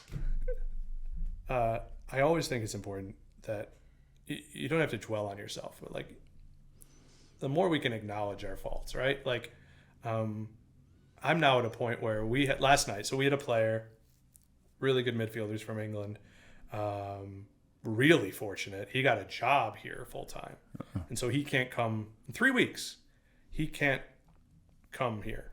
Okay. So we looked down our list, and Coach calls me last night, and he says, I think we got to call this kid. He's exceptional, and he plays the same position in the midfield. He's going to make sure we tick that box so we have 2.5 guys at every position. So you want to have a starter and a reserve, and then somebody else half guy is someone who's a different position. Yeah, right? Yep. And he goes, can we bring him here? And I say, listen, we have a bed, but this is the same. We're going to have to tell him all these things. I don't want him having any presupposition that he's coming here to get more than he needs just because we're calling him now. So make sure he knows that we're giving him a bed and sheets and shelter, and we're taking him to away games, and we're going to feed him on the away games, but we can't do all the groceries. It's too expensive. Like, make sure he knows everything, and that those expectations are the same. Right. It's not something I would have necessarily thought of 6 years ago, because I'd been like, we need to get a number 8 right now. We'll figure it out when he gets here. Yeah. How does that recruiting process work for all of your guys? Is it the guys is way harder than the girls? I mean, the girls, because they live here. They're 99%. People get upset with me when I say this is a girl soccer town. Oh my God! How can you not see it? We have players. I actually talked about this with Greg, our coach, and I've talked about, like, Victoria's our assistant. Yep. She played for us for a couple of years. She's an animal. She's one of my favorite players to watch play. And it took her going to Berlin for playing time, basically, for me to realize just how good she was. Yeah. Because she was competing, she was getting playing time and starting, but she was going up against Peyton Robertson, yep, who is one of the best. Some players, they go through purple patches. The best season Peyton had with us, she was the best player in the league. Like, it was just, but yeah, like, is that right before she transferred? Right before she went to Kentucky? That year she ended up, the next fall she went to UK. Yeah. But like, you just don't even get it. The girls, and again, I love UB. I went to UB. I love the women's team. I love that I now know people there too. So, but like, the girls who aren't starting on UB would absolutely destroy some other programs in a good way as their best player. Yeah. There are Division I schools where the first sub at UB could go there and revolutionize their place on the table. Or, I'm not saying that they would go to first place, right, but like, they would change the trajectory of the next few years of their team. It's like, so this year, it's going to be really interesting for our women's team. Like, I'm so excited. So we'll play Cleveland Force, and we'll play Steel City still, and we'll play Flower City, and like, all those things are going to be great. But they all moved over to the USL W as well. Yeah. It's a long story. Okay. But let's just say you don't want to take long trips. It was going to be hard for us. Yeah. And so when we moved over, we were actually going to do a team in UWS as well. Oh, okay. Because again, as we're saying, the talent here is still rich. Yeah. Like, I can go down. We have, I think it's like 98 people or something like that on your list. On a list. They wouldn't all play for us. I get it. Some leave and have to go to school early and stuff like that, but I get it. Right. And not to mention, so I don't, and I know I'm letting like a proverbial cat out of the bag, but like we have like Linda Allmark's going to play for us this year, but she's not going to be here for everything. She's going to be here for she'll 3 games, maybe. I think hopefully more than that, but Okay. like she's got youth. She's probably gonna have youth national team duty. Yep. She just got announced on the TST, the TST, soccer team. yep. Like so, like With UNC. That's Yep. part of it, right? Like the players that we haven't had for more than a couple games that you could have if they wanted to be here. There are girls who are starters in the SEC who have never been on our roster. Like it's a deep area. Oh, yeah, absolutely. And that's without really reaching into Rochester and Southern Ontario. Correct. That's So- all Buffalo. But that's what people are surprised by. I mean, our men's list is just as long, but half the list is guys who are from out of town who want to come and live here for the summer. Right. I feel like the men's, all the announcements, there are a lot of Buffalo kids. Well, that's it wasn't always that way. But it's what we've always wanted to do. Of course. The issue has well, there was one issue back in the day. It was, and I don't judge them for this, but if you were in Empire's Academy, you weren't done until into our season, right? Yeah. And then depending on where you were, it was just tricky. But it used to be our first few years we were competitive despite being, if not all local guys. Okay. But it's just things kind of there. Some avenues fell off. I mean, UB losing men's soccer is one of the worst things to ever happen. I talked about that with Dan Panero when he was in here. Danny is, first of all, one of my favorite people.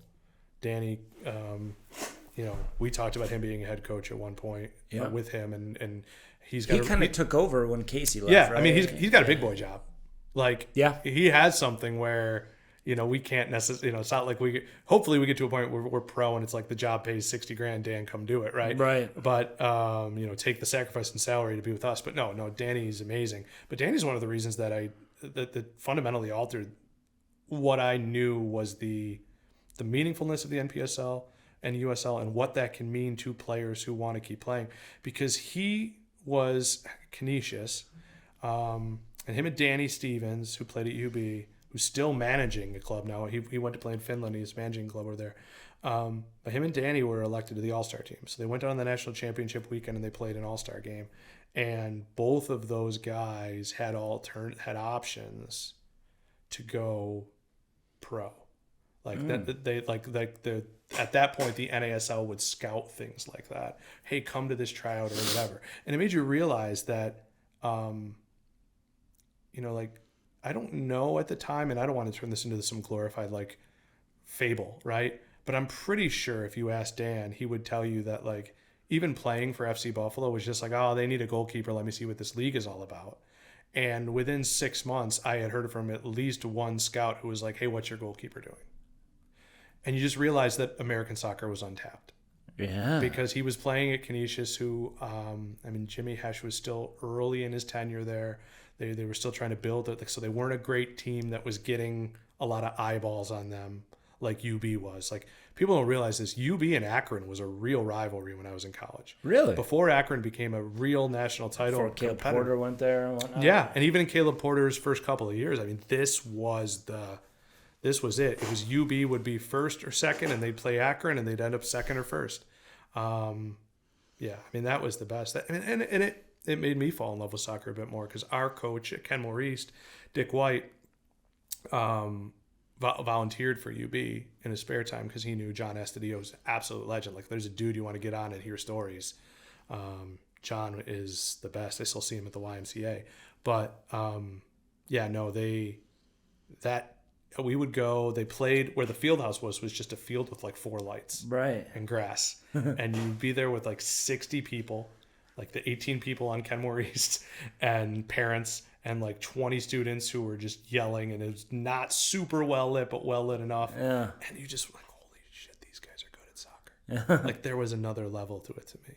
Because you are, I won't ask you your age, but what's the first? I'm 40. Okay. Oh, okay. So great. I'm older than you. That's fantastic. I moved here in 2015. Right. So what's the first World Cup you really remember? 94. Okay. So mine is 90. It's 90, but I'm going to use 94 here. Yeah. It's going on in the USA. The US are playing, but like, I don't know anything about them. I'm rooting for Italy because my family has, my last name ends in a vowel. And I remember being 12 years old and watching those penalty kicks to Roberto Baggio and being like, this is some other world. I thought the Stanley Cup was the only thing that mattered. Yeah. You know, this is how they're gonna decide this. Yeah. Dad, is this real? You know, Yeah. And this sport has that way to capture your imagination, but it also has that way to capture your imagination in the small scene. It has your way to capture that imagination when you see, you know, a player at a USL League 2 game chip lob a keeper from 30 yards. It has, you know, at a college game, even at a high school game, because the sport isn't limited in scope with magic. The sport magic happens in almost every soccer game. Yeah. Even the ones that suck and are slogs. Somebody does something where you go, I don't know, you could do that with your feet. Yeah. You know, because we're a hands-first culture. 94, man. So it was in Pontiac Silverdome was one of the hosts. Yep. And I went to USA versus Switzerland. And it didn't like... Well, you were young. What were you, 10? Yeah, Yeah. 10. And so it was awesome, but it was the USA versus Colombia game. Yeah. I was done. I was like, oh, this is when they beat Colombia, and Tony Meola was like the hero of the game. Yeah. Now I know that Tony Meola wasn't that great of a goalie, but and that's actually what made me want to be a goalie was how Tony Meola was treated during that. You know, and then we go and we play Brazil, and Tab Ramos gets elbowed in the eye and stuff like that. And that captured my, from that moment on, I was a soccer player. And then I kind of got burnt out playing in college. I got burnt out playing, and then I started coaching. And then, boom, that spark that I felt in 94 was back, coaching. Yeah. And that's what I've been doing in the last 20 years or whatever. But, yeah, I mean, I wonder how big. I hope it happens again next year. Yeah. So it's going to be huge, don't get me wrong. But my skepticism has nothing to do with soccer or the United States or anything like it. My skepticism is what it means now to live in this world with media, with this around all the time. Right. You know, my son loves the game, 14 years old. He loves Chelsea. Not my team, like found it himself. And he doesn't watch 90 minutes. The kids don't. Yeah. I mean, unless it's a Champions League final or a World Cup game, people don't watch 90 minutes. And so I think what works, and for the Club World Cup this summer too, is when the game gets in your orbit. When soccer's on the news, you know, when it's on the nightly news, because for something in people, it clicks. Yeah. Oh, this registers. Oh, this matters. It's like I played the best player and one of the best people I've ever met. His name is Nick Wheeler. He got me into soccer. He played at Ken Maurice. He went to the U of R. Okay. Fantastic player. Coaches down in North Carolina now. And honestly, seriously, one of the best people I've ever met in my life. Best families too. And Nick, you know, he played with both pegs. Like he would play the first half against bad teams and only work on his right leg because he was left-footed. He would only play with his right foot. And we remember there's one game, it's a famous story where some kid said to him like, "Oh, you're only right-footed," and he started the second half and just bang her with his left foot and just stared at the kid, you know. Yeah. But no, Nick's when he played and he went to the U of R. You know, when he was deciding between his schools, or when he went to ODP and was named this, or when he was All-State, it raised the profile of how we felt about soccer in Kenmore. Yeah. And the same thing happens in college, and the same things happen at your club. And when Carissima or Marcy or Kelsey signs abroad, if you've never played with someone who signed pro, that becomes a thing for you. That becomes an example for you. Yeah. And so for this, that's why I love soccer in our countries, because there's still those examples. So when you talk about the World Cup, I don't think it will be as much of a game changer, because I think the game was changed. We were coming from nothing. It's true. We were coming from... We didn't even have a league yet. MLS wasn't even there yet. Unless you were Italian in New Jersey. where all the talent was inexplicably from on the 94 team. Inexplicably, right? Like even the first World Cup that the U.S. played in 90. Yeah, half the guys played on the same men's league team in St. Louis, and a couple of them weren't American. Yeah. But anyways, so I do think that the floor is just higher than it's ever. So it can't be as effective, but you will see it, and I think because it's the guys, it will give us the scope, because we know the women are world class. Yeah. We know the women are literally the best team, and if they're not the best team in the world, they're two, three, or three. Yeah. Hey guys, thanks for watching this episode of the I Hate Soccer podcast. If you feel stuck in your recruiting process, we created a guide that includes feedback from 15 college coaches and 10 current college soccer players. Inside this guide, you'll find out what really works in recruiting, from showcases, ID camps, highlight reels, and more. Check it out at playmakertraining.com/recruited. But we have not had that moment, and this is why I stress so much about the actual composition of the men's national team. It's why, even though I think Greg Berhalter's a decent coach, I wanted him gone. Yeah. Because this is an opportunity for the actual program, not for soccer in our country, but for American soccer. Yeah. You don't get this again. Even if you host again, you don't get this again. You don't get a generation of players who are good enough to be, if not the favorite, a second favorite in a group. We don't know how the draw is going to happen, but the talent on this team is very, very good and approaching its prime.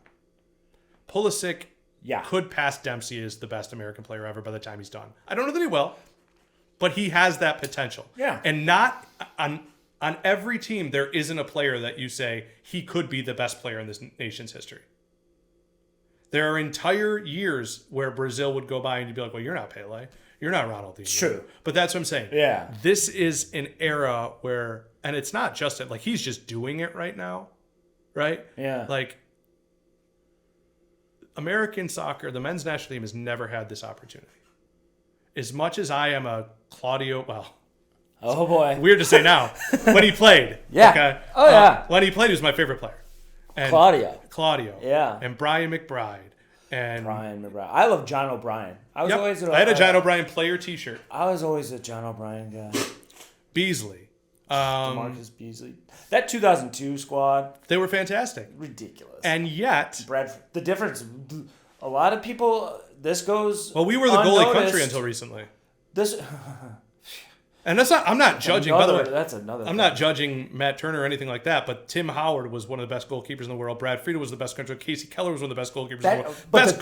That 2002 team? That 2002 team? Yeah. Man, it all started when he named Brad Friedel the starter over Casey Keller. Yeah. Even though Casey Keller was one of the best keepers in the world, he was brave enough Bruce Arena. Was brave enough to put Friedel in, and if we don't have Friedel, I don't know if we go to the quarterfinals.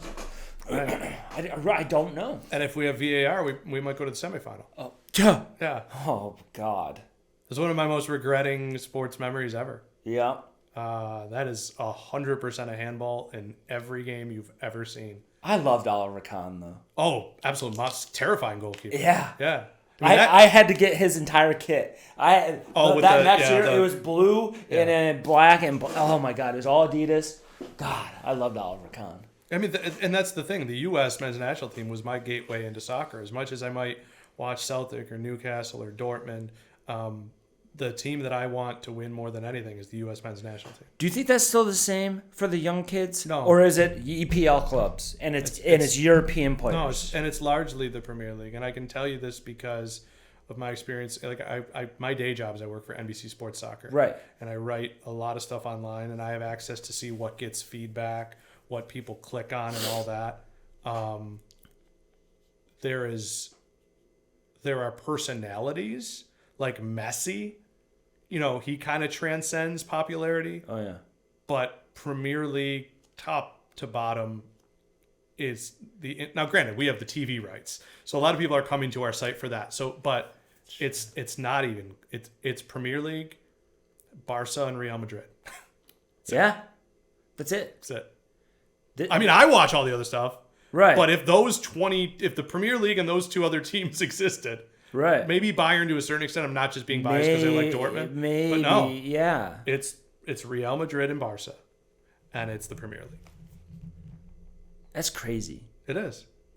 And another thing that's crazy. I'm not saying I feel that way, by the way.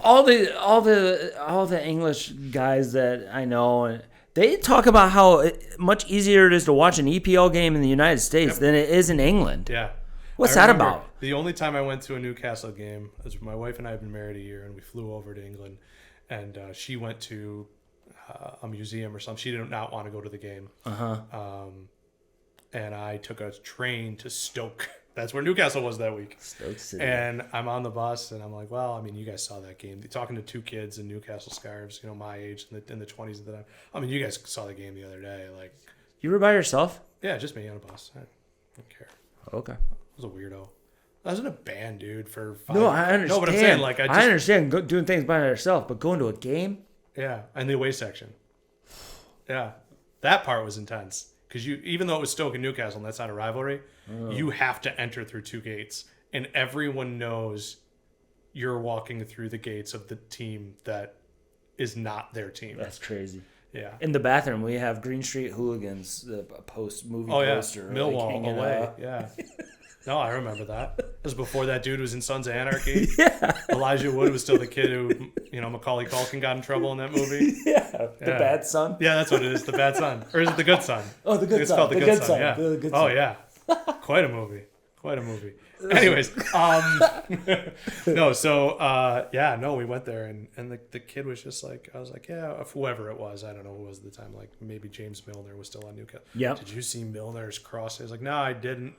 I'm like, why? He's like, we get, like, if the game is in your market, you're expected to go to the game. Otherwise, you'll see the highlights on Match of the Day. Like, there's one game on a week at a time. It's different now, even over there. But it's not But down not there. like, it's no. It's not like here. Like, if you have Peacock or you see Paramount every or 38 USA, games of your team. yeah. Yep. And everything is, like, even, like, I follow Celtic, and even now, like, the Scottish League, they don't show anything because there have been a whole 2 teams that matter for most of every season. But, like, I used to miss the Glasgow Derby, the old farm, Yeah. like I'm Scottish. Even that, like, everything is somewhere now. Yeah. But yeah, no, they don't, they need VPNs over there to see them. That's crazy to me. It is. That sucks, kind of. Yeah, it does. But is TV deals not huge over there for EPL and stuff? Oh, they are, but so it's done to protect the lower leagues. Because if every game was on and your team is in League One and you need those 4,000 people or whatever it is to sustain your budget, you go to the games. Don't give them other options. Yeah. They're talking in England. I really respect Wow. this. Yeah, they're talking about, there's a certain amount that the Premier League, I know, gives into, like, a trickle-down fund, too. Right. Because they need these lower league clubs. They don't Absolutely. do college soccer the way we did it. Right. It's funny. We had 2 players, Sam Biles and Jim Orvis, who came from Southampton Solent University. But they went to university after their academy days, and we didn't know anything about English soccer. Or English college soccer. We're like, are they going to be good? Like, and I knew the coach, and he had experience over here. He's like, yes, they're going to be good. So we took them. But, like, Sam Biles, his best friend was Jack Wilshere. Like, he was in Arsenal's academy till he was 17. Wow. He was in England U17, and it was, or U16, something like that. But he just ended up at an English college. Like, but it's not the same, because what happens is, and again, some of this might be mildly inaccurate because I'm retelling stories. Yeah, of course. But, like, you drop out of the Arsenal academy, not Arsenal. Let's pick a different one. A slightly less renowned academy. Everton, but Everton's pretty. No, I mean even lower. So Sheffield United. Okay. You drop out of Sheffield United's academy. It is not guaranteed that another academy is going to take you, nor is it guaranteed that you're going to get a League One or a League Two conference offer. or League One or League Two offer. So you may end up in the Conference League. You might be in the 5th or 6th step. And if those teams aren't healthy, that player who's coming from up here, right? They may never develop.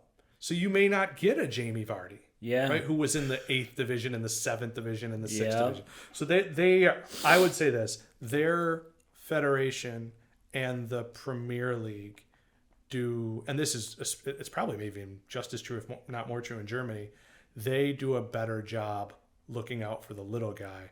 Whereas maybe it's the American attitude in general where everything's a threat. Yeah, I mean, wow, I never knew that, and I never. I mean, I would look it up. It's mostly that. true. I don't know if I don't want to say something that's to protect the league. Like that makes so much. It makes so much sense because how many times do you hear? Well, I'm not going to go to the Bills game because I like the experience at home. Right. Because free parking, cheaper beer. That's me. I see everything. I don't miss anything of the game. Yeah, that's me, dog. It's like, dude. That makes so much sense. The Bills game is also demanding 12 hours of your time. So, that's true. That is a day. That's true. It matters. Wow. I just want to make sure I didn't miss something. That's brilliant, though. It is. I don't think we could ever get to that level in soccer here to protect the smaller leagues. I don't know that they would. First of all, and we don't have we don't have money trickling down. Like when you get relegated, you get money. Yeah. They give you like $1 million to make sure that you stay afloat. But here's what I think, Jason. I believe that it is more of it's a patience problem. And it's I know I have this problem as well in life, let alone just soccer. Mm-hmm. There's so many things that we can't have yet. Not because we don't deserve it or whatever, but like I said, the 30 years growth of MLS is incredible. Mm-hmm. It's hard to make that happen without resources, without all of the things, and it's been the perfect storm. We can't expect the Chicago Fire brand, for example. And that's a bad example because it's my number one hate. You can't Google Chicago Fire, you get the TV show. That's unfortunate. I guarantee if they could go back in time and change their name, knowing that Dick Wolf was going to come around and do the Chicago trilogy or whatever it is. Like, you can't. Google Chicago Fire. You're a soccer guy. But the algorithm should send you, Jason Collinsworth, to the soccer website. They should have changed the name. Yeah. But anyways. They named it after a tragedy. But Chicago, well, there's that. Andrew Schultz has a joke about that. It's kind of. But anyway, so soccer, Chicago Fire cannot be as meaningful a world brand as Aston Villa. Not because Aston Villa is in the Premier League, because you're talking about like a 100-year head start. Yes. And so, like, it's why I won't crap on. I don't know. I don't want to say Inter Miami because Messi's there, but what's another new team? Austin FC. Okay, I won't crap on their fans because they can't help that the team just came. Right. As long as they're not being like the worst thing that happens in sports. Yeah. Is when a team names itself and then adds on a year from some event that happened. Yeah. And you're like, look, imagine an FC Buffalo. We started in 2009 and we're like, man, the Blizzard is 77. That was memorable. Let's make it look like we've been around 25 years, 35 years. You know, like, so that's the thing I hate. But like, yeah, just look, we want to be the best. Awesome. Mm-hmm. Let's be competitive. Let's not try to manufacture and let's not play with an inferiority complex. Yeah. FC Buffalo's been doing this for 16 years. Right. And it feels like a long time. And then, like, you look around the corner and you're like, oh, Michigan Bucks weren't necessarily around. That's probably the wrong example. They've been around. Michigan but Bucks is... But not necessarily, like... Yeah, they might be a good example, actually. Yeah, I think they're a good example. Yeah, like, all right, well, do I have to... Because they've been around longer and because they've been better, do I have to pretend they're my enemy? You know, like... Right, like DCFC, treating them like an enemy. Well, it's ridiculous. Yeah, whatever. Yeah. I mean, the Cascadia Cup, we have that. Yeah. Those up in the Pacific Northwest, right. They've been around for 30 years more than any team in MLS or whatever it is. Like, that's cool. Right. Don't just live where you live. Right. I mean, the MLS, what do you think? So, DCFC, when there was a rumor that Detroit's really trying to get MLS, all the supporters, everybody was against it because everybody wanted DCFC to naturally get in. Honestly, it was because of the ego of the thing. That was just done so poorly by MLS. They set up a press conference. They're like, oh, here's the owner of the Cavs. I know there's this team that was playing downtown at Cass Tech that was organically growing their crowd, that mattered to the people of Detroit. And you know what? You guys, they basically came out and said, you guys have showed us that soccer can work here. And what everybody thinks at that time is, what about the guy who was already here? So you're bringing Detroit City FC up? Oh, no, I mean, we're going to do our own thing. But we're going to build the stadium there. You're going to love it. Like, that's, to me, and I got to be careful what I say because of some other markets. But, like did Austin FC already have like a USL presence or anything like that? Well, but that's the thing. Austin has a history. Like, there was Austin Aztecs. Shuttleworth Bobby played for them. Okay. Like, there were Austin teams, but they hadn't succeeded. The Austin franchise might have gone to Orlando and became what became Orlando City. I don't know if I'm making that up. I'll have to look it up. But yeah, no, but it's not like that. Like, MLS going into San Diego, where Landon Donovan's coaching San Diego Loyal. Right. Where there's literally, besides the fact that the guy who has more money than the guy who's doing this team says, I don't want to work with him. Like, San Diego was here. Sacramento Republic is a big enough story to go to MLS. Like, huge. There's a manufactured market, right? There's a manufactured market scarcity. It's all there is. Because if MLS eventually, they want to do American soccer, they're going to have to be in 60 markets.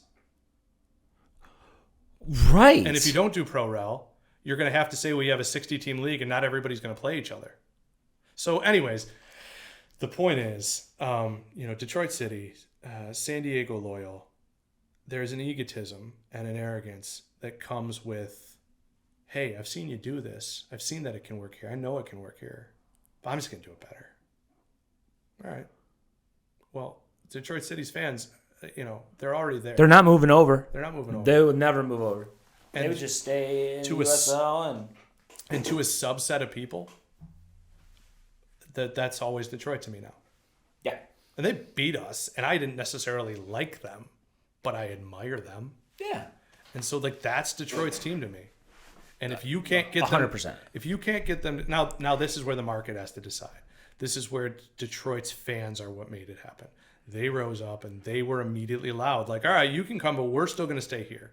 And Detroit City knew if Detroit, whatever FC, came around and was MLS, they could count on their club to operate in a fashion that still made them as strong as they were right now. Right. So, it literally does take a village. That's one of where my failings is I just haven't been able to find that next level, that next outreach to connect. So when they do this new tier, this USL1 and the USL2 and Pro Rel between it, is USL2 going to have to go to the same schedule? No, because unless they change USL2. Like I said, I have not talked to USL about this at all. Okay. This is just my soccer brain thing. I think the calendar for leagues like what we do, USL2, NPSL, UPSL, I think it's headed for a little bit of a I don't want to say a correction, but I honestly don't know. Like, we have great sponsors, we have great season ticket holders. We do pretty well on merch.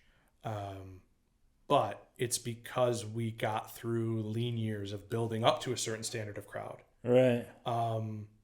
I think we really do need more games to get by. Right. The problem is, who could we play around here?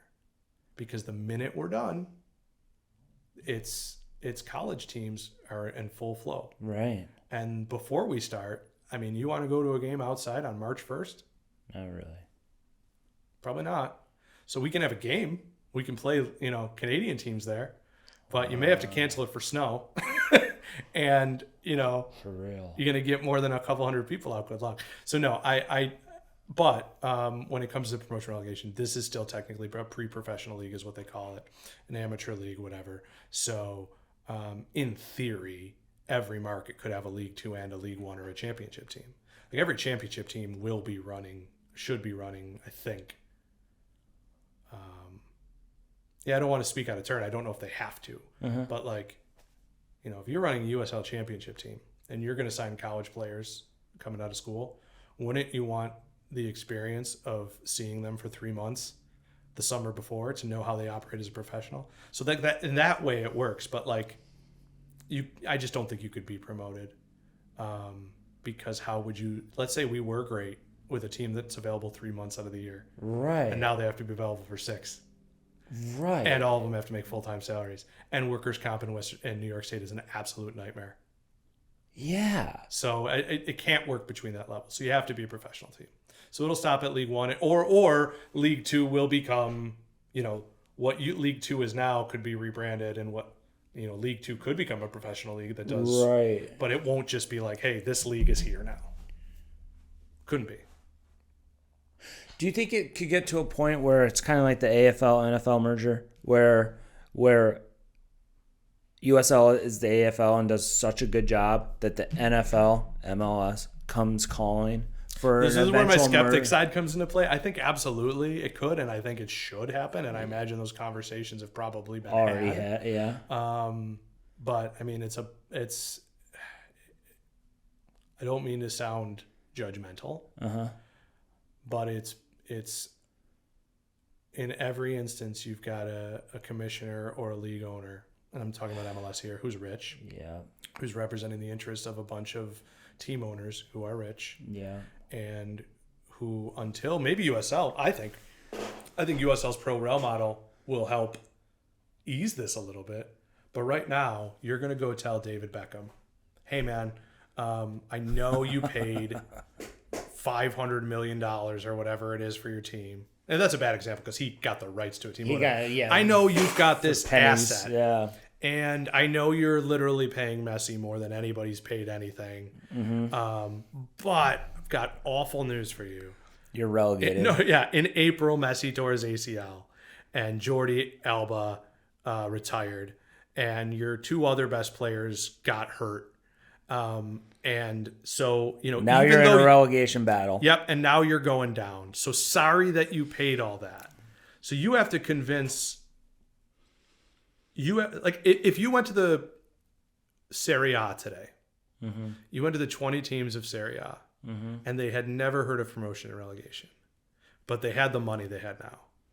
And you are sitting in a room with Inter Milan and Bologna and you say, hey, we got to figure out what we're going to do. You all make this much amount from TV deals and sponsorships from being in the best division in Italy. Now we got an idea that could make us a lot more money, but 3 of you don't get to stay next year. You're telling me they'd have promotion and relegation just because of sporting merit? No, man. It's there because of tradition. Yeah. And until there's a fundamental fabric change in how human beings interact with each other, until there is this justice for all literally is at the forefront of all our imaginations and our brains, it's unrealistic. And I think it should happen. I just don't trust that 30 American business owners are going to give the green light to lose money the following year. Do you think promotion and relegation and that culture builds better players? I think it builds better people. Yeah. I mean, you hear people on whether it's where I work, NBC broadcasts or other broadcasts, and they talk about their relegation or when they were in a relegation battle, or Danny Higginbotham on NBC talking about it the other day on our broadcast, and his voice lowers. Oh my God, because what they're doing there is they know that if they, and this is maybe the argument against it also, but they know. I remember when Newcastle was in a relegation battle, you'd read the articles. There are people in the offices that know if they're not in the Premier League and they don't have Premier League money, those jobs are going to get cut too. So your entire, the guy who lives 2 miles outside the stadium and is your neighbor and he runs the team shop and like you're a year or two away. Like look what happened to Sunderland, Newcastle's rivals. They dipped Right. out. Like people lose their jobs, right? So I think it makes for better competitors. There are never games that don't. I mean, there are still games where it's like 8th place versus 13th, and you can't go up and down. Right. But until late in this, like this year's Premier League with 3 teams just being well below everyone else, that is a whatever you want to call it, an outlier. No, I don't think it's even close. When I say that I don't know that promotion relegation could work here, it's still a superior system. I agree. Imagine put it in any other sport, and granted, this would have been the Bills for 14 years. Would have been the Chiefs in The Kansas City 2012. Oh God, yeah, The Royals have won a World Series, but for 20 years between George Brett and Salvi Perez, every single other year they would have gotten borderline relegated. Right. Yeah. So like that's outside of those 2 years. Yeah. 2014. I'm a Cubs fan. Well, next year. I'm a Cubs fan. They went 100 years without doing anything. Ooh. So yeah, I don't know if it'll happen in America. That's all. And it's not that I don't want it to. I want to be clear. I think it's the best product. I think it's the business aspect. Yeah. It's guys don't want to lose that money. Go back to the 60-team thing. Okay. Do you think MLS could do that and then make 2 tiers of their own? Yeah. No, I mean, I think MLS, and then just have promotion relegation, and then they would have to pay some money. Kind of like what the FA does. If you get relegated, you get some cut of a money, some parachute where you're going to be okay. But U.S. Soccer doesn't do that. I think it's more likely, and this is just an opinion. Yeah. But I think it would be more likely that they would go to 60 teams, and they would be like and just have a 60-team league. Either an unbalanced schedule or these 30 teams play these 30 teams, and midway through the year, the best teams from one side, like they'll do. I don't think they're gonna tell anyone that their business is in a lower division than another franchise, their big franchise. I don't think they're gonna tell Seattle Sounders, right, hey, you've had a rough couple of years. You've been a steward of what we've been doing forever. For 30. You're in MLS2. I think before they did that, they would do MLS West and MLS East and have some convoluted tournament. Not convoluted. It wouldn't have to be a bad thing. Right. But, it's unbalanced schedule.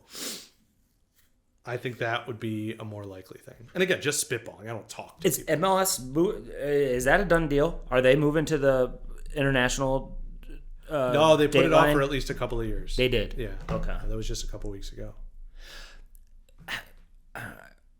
I talked to a guy who is Soccer Visa, who he's coaching in Romania right now. Okay. And he played in Iceland, but he got to play in the Europa qualifiers and whatnot. Sure. He said that his team, every Europa qualifier, UEFA gave that club $350,000. Oh, yeah. I don't know that it was that much, but yeah. Is anything like that happening with CONCACAF Champions League or anything like that? I don't know. That? I do know that like there are like the Lamar Hunt U.S. Open Cup, right? The amateur team that gets the farthest gets a bonus. I know like if we make the playoffs in USL, there's help with the travel. Right. Like, there's financial help, so you're not punished by your success. Right. But no, I don't know, and I can't really speak to that.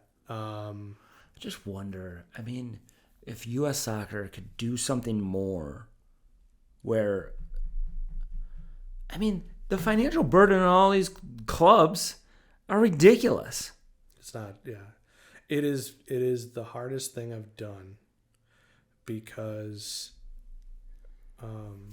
not hardest like emotional, although there is a toll. Mm-hmm. The reason that it's so hard is because it depends what standard you want to hold yourself to. So, and I'm not trying to be social about this, but like FC St. Pauli notoriously has been like, they're probably going to be safe again in the Bundesliga, but they go down. They only work with sponsors and advertisers who meet certain standards for them, right? I just think you have to eat a lot of what to survive in some of these climates. And to, maybe to my fault, maybe I haven't done enough of that. Feel like I have. Doesn't taste good, but yeah, I don't know. But again, things are different in different parts of the world, and that's okay.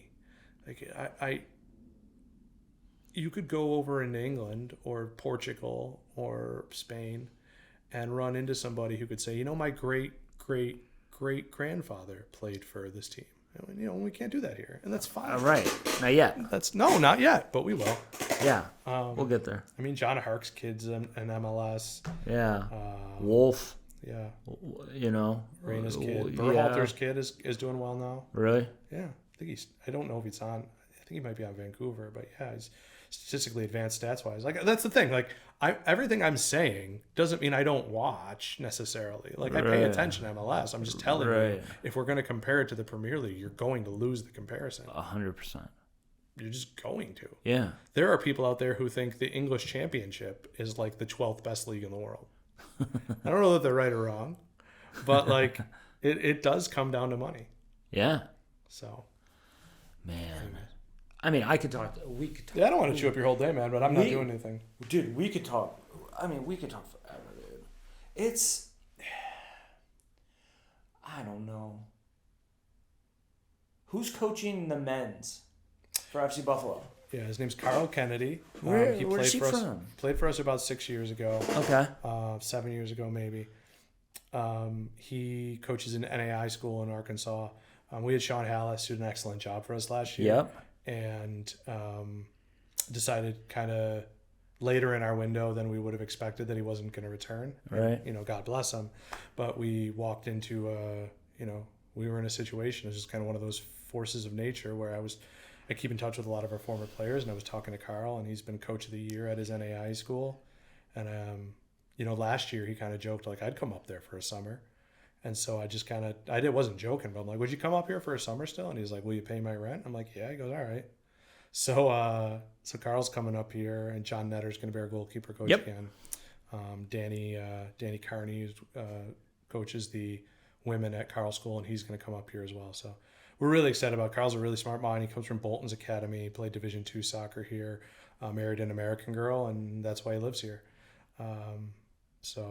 Yeah, we're really excited. He's really smart. He's brought in. We should be very good this year. Like, I'm in a short schedule, anything can happen. You can take a red card. You can give up a goofy goal. And, losing 1 or 2 games is the difference between making the playoffs and not. But this FC Buffalo men's team is going to be as good a team as we've ever had. Max isn't coming home for the summer, is he? No, unfortunately. He's going to Long Island or Rhode Island or whatever. Rhode Island, yeah. He's in New England, yeah. Right. So that was the hard part too. Is like you get players who are local who are just animals, and they become so much a part of what you do that you're like, oh, like that's the kid we can have here for 6 years. Yeah. But I mean, Max is a bright kid. Like I mentioned, Zach Dreyer is an exceptional player. Yeah. He coaches at RNYFC because that's the club he came out of. Yep. But yeah, I mean, this year, I can't wait to watch. AJ Zarconi. Oh yeah. He grows every year, becomes a better player. He's always had the mentality. Yeah. We don't tell coaches, who to play or anything like that, but you look at them and you're like, I feel confident that you're gonna feature. Yeah. Ashton Gell's fantastic for us. Is Ashton back? Ashton's back. Yeah. Ashton's back. Good. Goes to Duquesne. Yep. We had a lot of really good players. A kid named I like to give our players nicknames before I meet them sometimes. So we have a kid coming who is, oh my God, it might be one of the purest talents we've ever had. His name is Pedro Salmon. Okay. So I've been calling him Pete the Fish. But what position does he play? He's a left wing back, but he could play just about anywhere. He's transferring from William Woods University, which is an NAIA, to I think VCU. I can't remember, but like to a big program. Wow. He is exceptional. And then Carl's bringing his own old forward, Jacobo Obradors, and he scored something like 75 goals in his 4 years of NAIA. Whew. So, we missed the Golden Boot winner by 1 goal last year with Ander Castillo, yeah. And he's doing good now, right? He is. He's just going to keep going. Where is he? Great kid. I don't know how to say it because I'm not Basque, but he's in Spain. Spain, I think it's the 4th division. I think it's San Surtsi. But, yeah, man. How... I know I get frustrated. I can't imagine what the frustration you have. Do you get frustrated when you lose girls to the college programs? Oh, yeah. Oh, my God, yeah. Oh, my God. Like, what was that one year? Well, there's just things I don't. So hold on. There's just things I don't understand biologically. So let me explain my thought process. I don't blame anybody for making the decision. Of course. I remember he didn't have the best way of saying it to me, but one of Canisius's former coaches, when I was asking about having one of their players, said to me, I know he would be an important player for your season, but to me he's a $40,000 asset.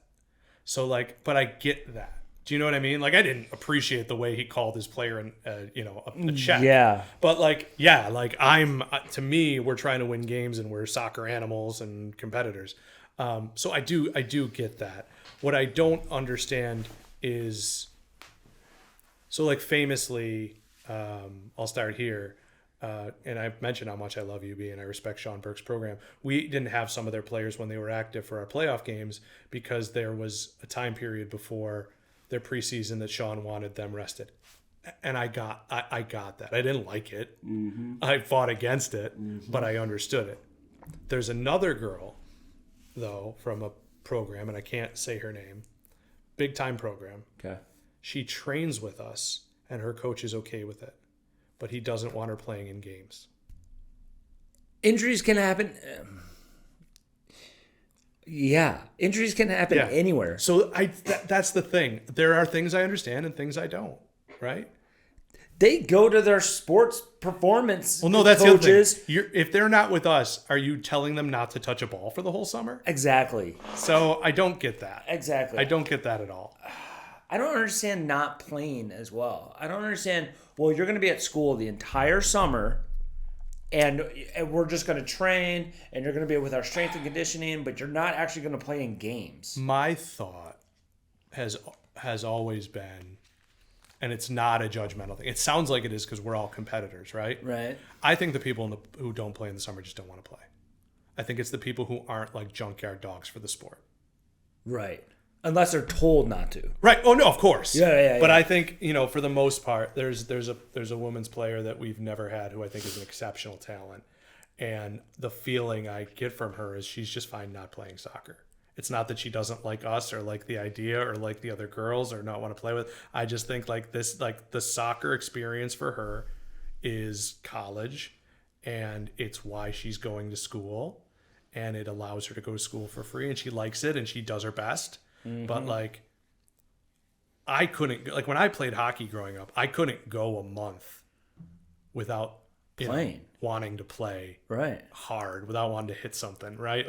That was me, and I think that's fine. We will naturally in our heads be like, how could you not love soccer? But there's just people who don't, it's not as big a part of their life. It's the NBA or the NFL player who doesn't really love his job, but knows this is his route to $3 million. So it's just a business to him. Yep. And that's fine. The best player I ever played with, he hated soccer. He hated it. He played at IU. He won a national title. It's like, was it Caleb Porter? I'm kidding. No, but he just wasn't happy. He hated soccer, but he's like, well, I'm good at it, so, and I'm going to get an education out of it, so. But sure. I mean, look, and he has a nice ring on his finger. If you're 6'11" and can jump out of a gym, but you don't love basketball, but you can do it for 6 years, make $120 million, and then do whatever the rest you want for the rest of your life. All right, I get it. Mm-hmm. It's just not me. Yeah. I would do it for free. Well, not really, but you know what I mean. Right, yeah. But I think also you don't get in positions like this, Jason, where we're talking and what you do for a living and what I do, where it doesn't mean so much to you. Right. So if soccer went away tomorrow and I took a job doing medical sales and I was good at it and I made a lot of money, I wouldn't be getting a tattoo above my chest of the medical sales rep crest and putting a star over it every time I sold 200K. That's funny. It's just what sports are, man. It's That's funny. It just is what it is. Do you feel any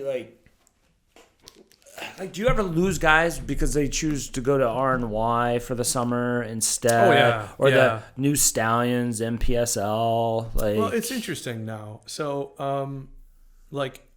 I hope all those teams do well, first of all. Yeah. I really, really do. RNYFC, I understand when we lose a guy or two there. Like there's one guy who I love. I think he's a fantastic player. He's around here, and I know for a fact he likes our team. Like he went to games when he was a kid, and he still comes to our games. But that RNYFC Academy, he knows those coaches, and it's going to get him prepped for school. And I don't like that, but I respect it. You know what I mean? And I respect Rory and a lot of the guys over there. And then there's other situations where, let's say it's the Stallions, but it's a placeholder for another team. But just to give you geographical perspective. Yep. If you're in the summer before your junior year or your senior year, and you come to me and they say, hey, look, I can play on this team and I know I'm going to start. And I say, all right, I think you'll start for us too, but we don't give out starting jobs until that's not part of our recruiting pitch. If I tell any player that they're only going to be there for training, then I'm not creating the club I want to. So I think that the more teams that come into our area, if someone's willing to tell you, hey, maybe the level isn't the same, but you're going to come here and you're going to play every minute and you're going to be the captain and you're going to be a leader, and that's what that players want. Of course it bothers me. In some cases, some of these guys, are here with us for multiple years, but at the same time, I don't tell the coaches who to play. There's a left back. I'll just say his name. He's not playing with us this summer. He played with us one game. His name's Trevor Heschke. Okay. And I think it's St. John Fisher. Okay. I love this kid. Like he is a junkyard dog. He's a fantastic left back. Of course, it carries a little bit of the, unfortunately, some people will be like, yeah, but it's D3 or whatever, right? And there are just people like that. I hate that. Look at Buff State. Sure. But anyways, and I'm not judging. No, but I just want to make the example. No, I'm with you. I've talked for 15 years now about how I want our whole team to be kids from Buffalo. Yeah. But I also want to win, and we have to strike that balance. That's why we house players. One of the coaches was like, I just don't think it'll work. And so I'm sitting here and, I'll see Trevor around, or I'll be talking to people being like, oh, Trevor played a hell of a game. You really ought to look at him, and I just want to be like, well, I do. And I would love to have him around, but this isn't, you make the right decisions. So if someone who's a coach of another team looks at a player we have and has a value on them that they feel comfortable saying, yeah, come here, you're going to be our best guy, then I sincerely hope they go and prove whoever's wrong at our club that they are wrong. Like, there's only you only get so many minutes to play this game, man. Ain't that the truth? I mean, I don't get to play at a high level anymore. I also have children. I never probably played at a high level, to be fair. But like I mentioned, Victoria Caruso, when she played with us, her name was Victoria Colati. Right. And she was playing. I was like, yeah. Oh, yeah. Yeah, she was playing a ton of minutes for us. And she went and got a player assistant coach role with Berlin last year, and she played as many minutes as she wanted, and she looked great out there. That's life. My job is to create the best scenario, to put FC Buffalo in the best league I can, to create a training ground and a training experience that is the best possible, so that when a player is considering playing, I want their first call to be, what are my options at FC Buffalo? And if I present you with your options and I say, random player, Morgan Kolniszewski, Morgan, you've been with us 3 years. We really want you back. As you know, I can't guarantee you that anybody's going to play, right? But obviously you've played for us and scored for us, and we think you're wonderful. You're part of our family. I hate using the term family, but you get what I mean. You're part of the club. I really hope you come back to us. We have a new coach this year. I'll put you in touch, blah, blah, blah, whatever that is. But that conversation is me being honest and upfront with them. Right. Because the fact of the matter is, if you push a button in Western New York and every player who wants to play is fit and has the circumstances to be available. Right. Like right now, if everybody, like I'll think about this. FC Buffalo, we don't have a team. We're putting a team together. Imagine that's happening, a women's team. And you said, hey, everybody wants to play. All right. Everybody in Western New York. Okay. girls at Canisius, the girls at Niagara, the girls in high school, The retired the girls girls. who graduated.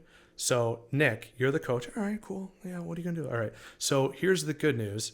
Kelsey Raggio, Marcy Barbarick, Carissima Catrona, Skylar Cornell, Morgan Kolniszewski, Grace Kolniszewski, Kylie Moranto. Test forward. Well, no, I'm just doing forwards right now. Oh, you're just. Yeah, I haven't, like, I I'm not didn't even, realize that. I wasn't even thinking straight wing, like Sarah Woods, Share work. Shea O'Rourke. Yep. We're up to Linda. Sure. We're up at 10. 11 or 12 people. Oh my God. So now I've got in an 18, if I wanted to play all those forwards, which obviously you don't, I got 6 others, right?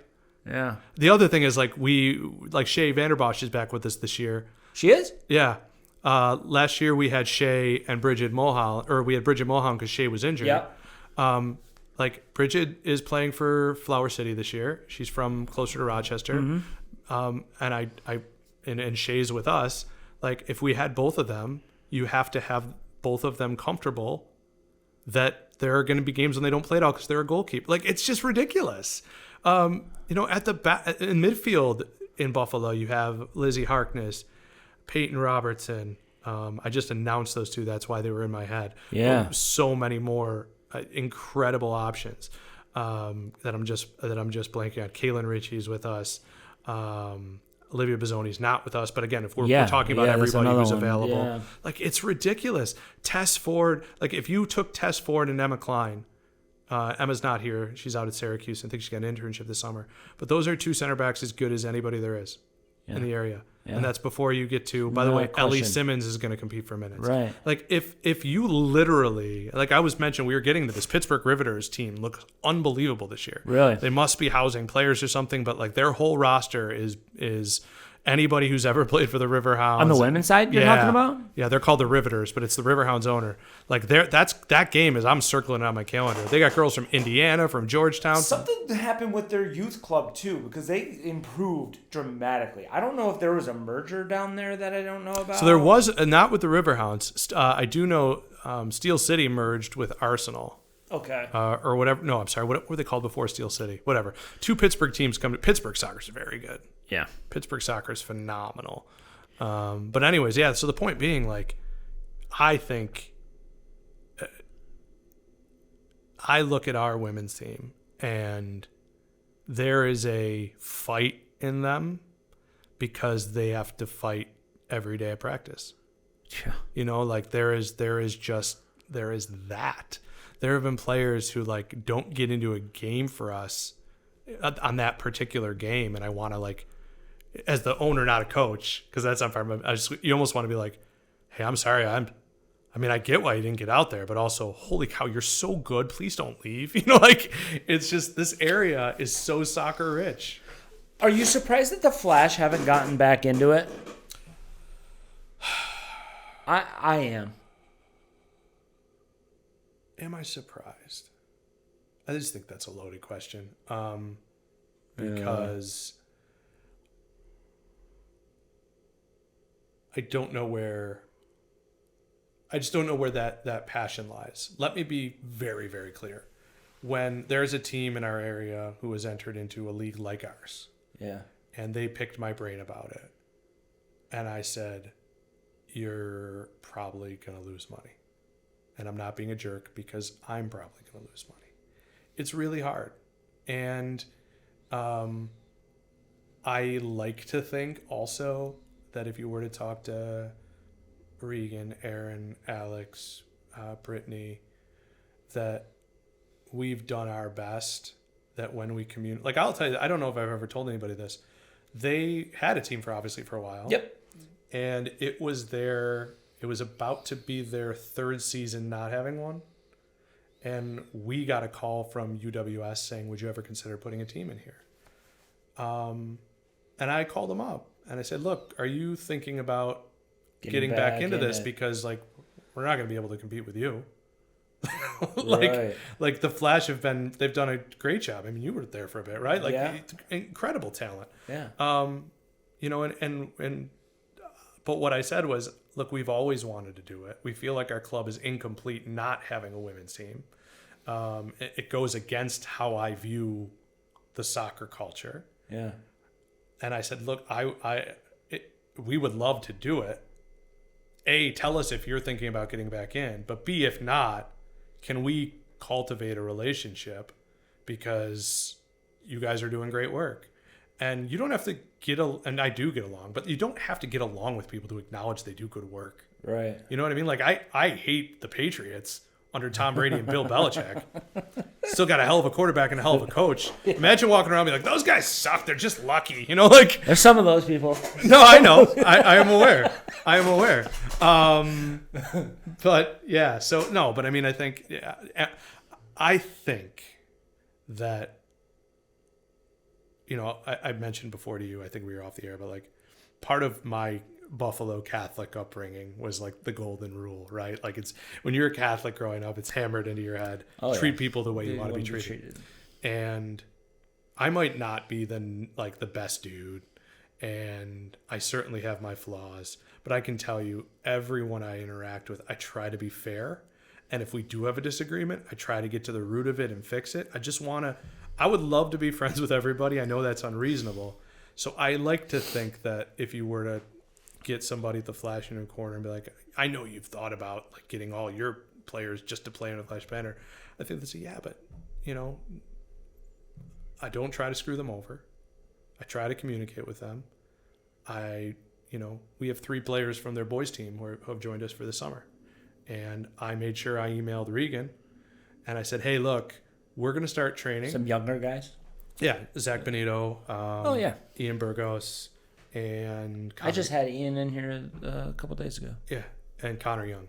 And I emailed them and I said, look, we're going to treat all these players like every single one of our players. And Regan, to be fair, he called me up and told me gave me a list of his players and said, who do you want to talk to? Like, he's been awesome in that way.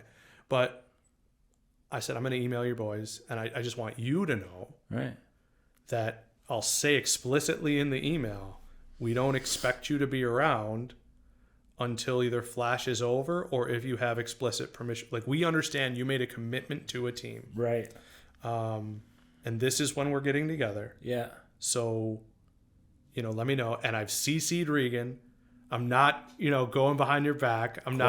It's not a situation where he doesn't want. So, I don't know. I hope that we have, even if they don't agree with me or even if they didn't like me, right, that they know I'm looking out for the best interest of the player and being an open communicator. You'll have some of Brittany's girls too, Ava and Paige.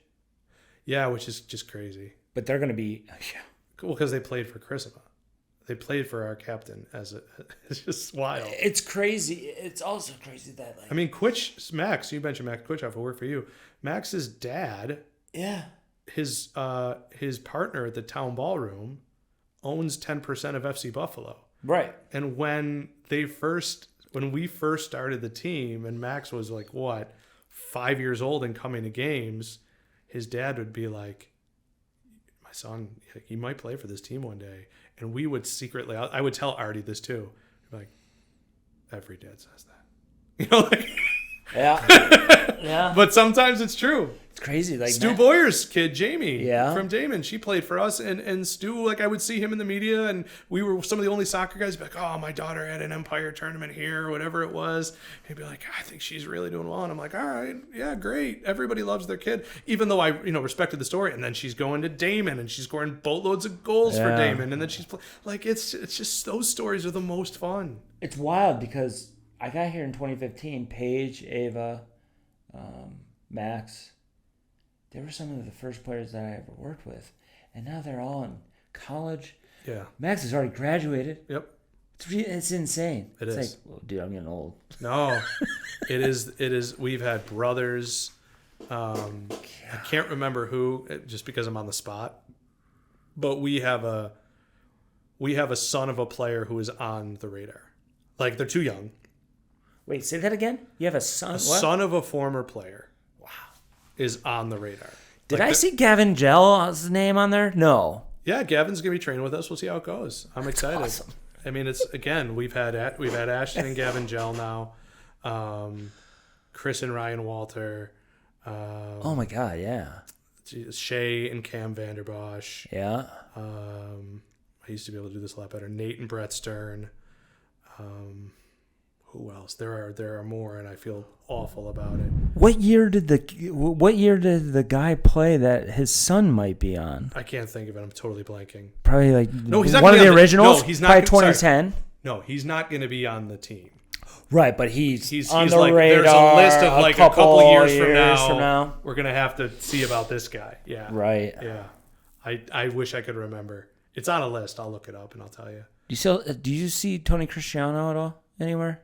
Not in a while, but I mean, holy cow, what a story. He's the guy that I want to get in here as well, and I just want to talk to him about from the parent aspect of everything he's gone through with Leo and everything. Yeah. No, I mean he is but I mean it's just not surprising in a certain extent. I mean Tony is I mean he's a guy like you and I in terms of being a competitor and like obviously like a steward for soccer in Buffalo. Like starting Mesquite is bonkers. Like just bonkers. And I'm glad he had the faith in it for it and it worked. And I've spent so many hours there. But a soccer bar in Buffalo and North Buffalo, like you putting that on the line along with, the Mans and like he's a steward of soccer in our area. Absolutely. And yeah, just kind of crazy. It's weird because to me, it's not as strange to other people because I came up in hockey. Right. So like I graduated with a kid, Chris Welch, who was 20 because he went to Kenmore East and then he played for the Niagara Scenics and then he went and played at a high junior level out in like somewhere in Iowa. So like he technically graduated with us when he was 20 or whatever it was because of how I'm probably telling the story wrong, but the point is in hockey 21-year-old freshman, that's what happens in college because you do your whole junior level and only if you don't go. So when Leo went it wasn't a surprise. The only reason it was a surprise was because I just wish we had something like that here. I wish we had residency here. I wish we had an MLS or it's gonna be interesting. It's gonna be interesting to see like if USL clubs have academies, are they going to allow them in the MLS next? Or is this USL just going to really focus on their own academy, which is what you guys were in? FC well, look, Buffalo, I Pro Buffalo. I think I said this off the air. I support youth soccer is so important. Kids playing soccer, when I say youth soccer. Yeah. Youths playing soccer. Youth soccer, I light it on fire. But this is where I'm a cynic, and I hate saying it, but I'm 43 years old. I've seen a lot of sports. I've seen a lot of businesses. I've seen how a lot of things work. It doesn't mean I'm right, but if I've garnered any wisdom, it's that the industry it's become, it would take for it to be as productive as it should be, it would take a deconstruction beyond the humility of anyone running anything. Like, you would have to admit that your product was wrong, and she'd have to admit that her product was wrong, and he'd have to admit that his product was wrong, and the guy who had the right product, who's known he's had the right product all along, is going to have to give access to his product, not for the return he was expecting. The people who implement it, in order for the teams to be as good as they should be, is going to have to do it for a less amount of money. So, is it fixable? Hell yeah. Is it going to be fixed? Prove me wrong. But no. No. Prove me wrong. It's not. Someone prove me wrong. Please. It is not. Please. Yeah. The episode that's coming out on Monday is with one of my buddies who coaches ECNL out in Michigan. And, dude, it's the exact same shit. It's the exact same. And how do we put the genie back in the bottle? We don't. I don't know, but let me tell you the story. And I just blame U.S. Soccer. Okay, that's fair enough. Let me tell you this story because they've allowed it. I love this story. This is the story to me that says there's a middle ground and another way to do it. And granted, he's one example. And I apologize to Russell Cicerone in advance. He's a Michigan boy. If I tell this story wrong, but it's been 10 years since I heard it back when he played for us. He's now one of the best players in the USL. Yep. So Played at my old club. Yep. So, but when he was there, he was an exceptional hockey player into high school as well. So again, if I get the details wrong to the Cicerone family, I apologize. Right. But into high school, he was to the extent where, for a fact, I know that the Detroit Red Wings coach Babcock at the time was aware of Russell as a prospect. And when you watch Russell play, and I imagine in hockey, you'd see him do things with his feet. His shiftiness, his, for lack of a better term, hindquarters, that's a hockey player's body. And he has a unique skill set because he was playing both like a maniac. And his mom is like a fancy, famous high school basketball coach. His whole family's athletic. But the point is, that is the old school way people came up in the sport. They played enough of it to get great. But nobody told them, hey, if you don't only play soccer, you're not going to play professional soccer. Okay? Randy Smith, right, Buffalo State, played in the NBA, I believe, for a little while, was All-American at track, basketball, and soccer at Buff State in the 70s. He would have only played, granted D3, maybe he would have played 2 of those sports. Right.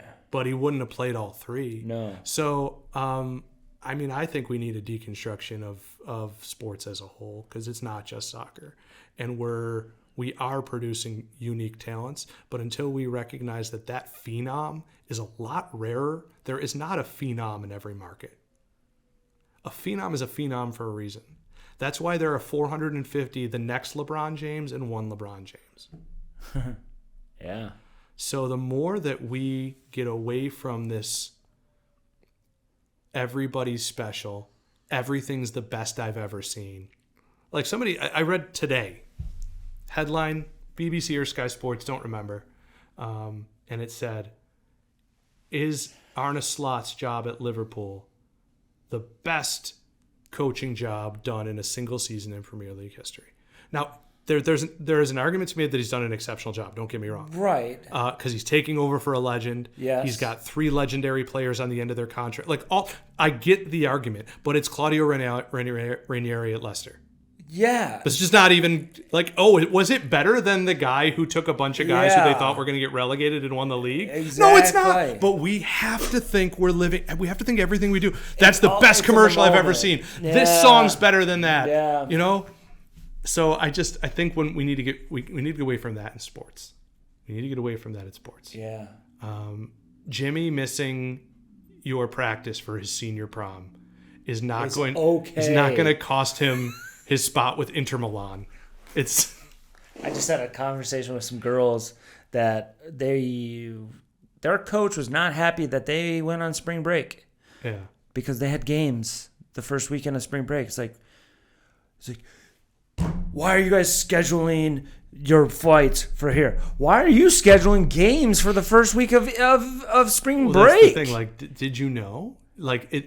There's always. I think the school year comes out before the ECNL schedule. Right. It might not be. I don't know. Yeah. No, I just think, and look, I get it, right? Like I've coached. I the other day I coached a game at Salem Sports Park. I both of the head coach and the assistant coach couldn't make it, and they're like, "Hey, can you?" Because I've done all my safe sport, whatever. Yeah. Hey, can you coach that day? And I will make sure no one dies. That was it. I am. I'm not gonna don't worry about it. But I remember thinking in the game, I forget who wasn't there. So let's pretend his name is Jacob. Oh crap! I mean, if we had Jacob at right back, right? You know what I mean? Yeah. Wow, I can't believe Jacob went to the doctors. Yeah, they're kids. Exactly. And if it's about their commitment, if they have a spotty commitment record or there are other issues at play, fine. But if it's simply that you might lose 3-2 instead of winning 4-2, then you really got to take a deep breath and do some meditation. Yeah. No kidding. Man. all parties.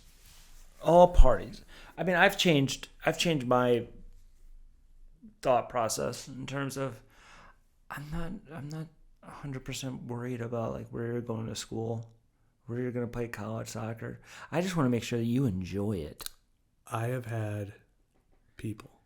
So what's changed me the most, like I like to think I learned my lessons from mistakes I made, but what changes me a lot as I've gotten older is when I hear someone say something and I think, have I ever sounded like that? You know what I mean? Like, because if you think that you've never done it, you're probably lying. And I got ego. No, you're too arrogant. Right. I have had someone tell me, and maybe they're right, by the way, who knows, all right, I don't know if this is too see-through, and I hate using examples, so you'll have to tell me, and maybe don't use this at all, not that you would. Player from Western New York goes to a mega program. Uh-huh. I'm trying to make sure I use the pronouns correctly. I was told, no way they make it more than a year. They will be back at Canisius or Buff State. No way. And, you know, I mean, it's just in conversation. And I thought, oh, maybe this player just really had a great weekend and got recruited for no reason. I will tell you without a shadow of a doubt, and I'll tell you who it was when we get off this, because that player, it's the most laughable example you could possibly imagine, is what I will say. I hate soccer.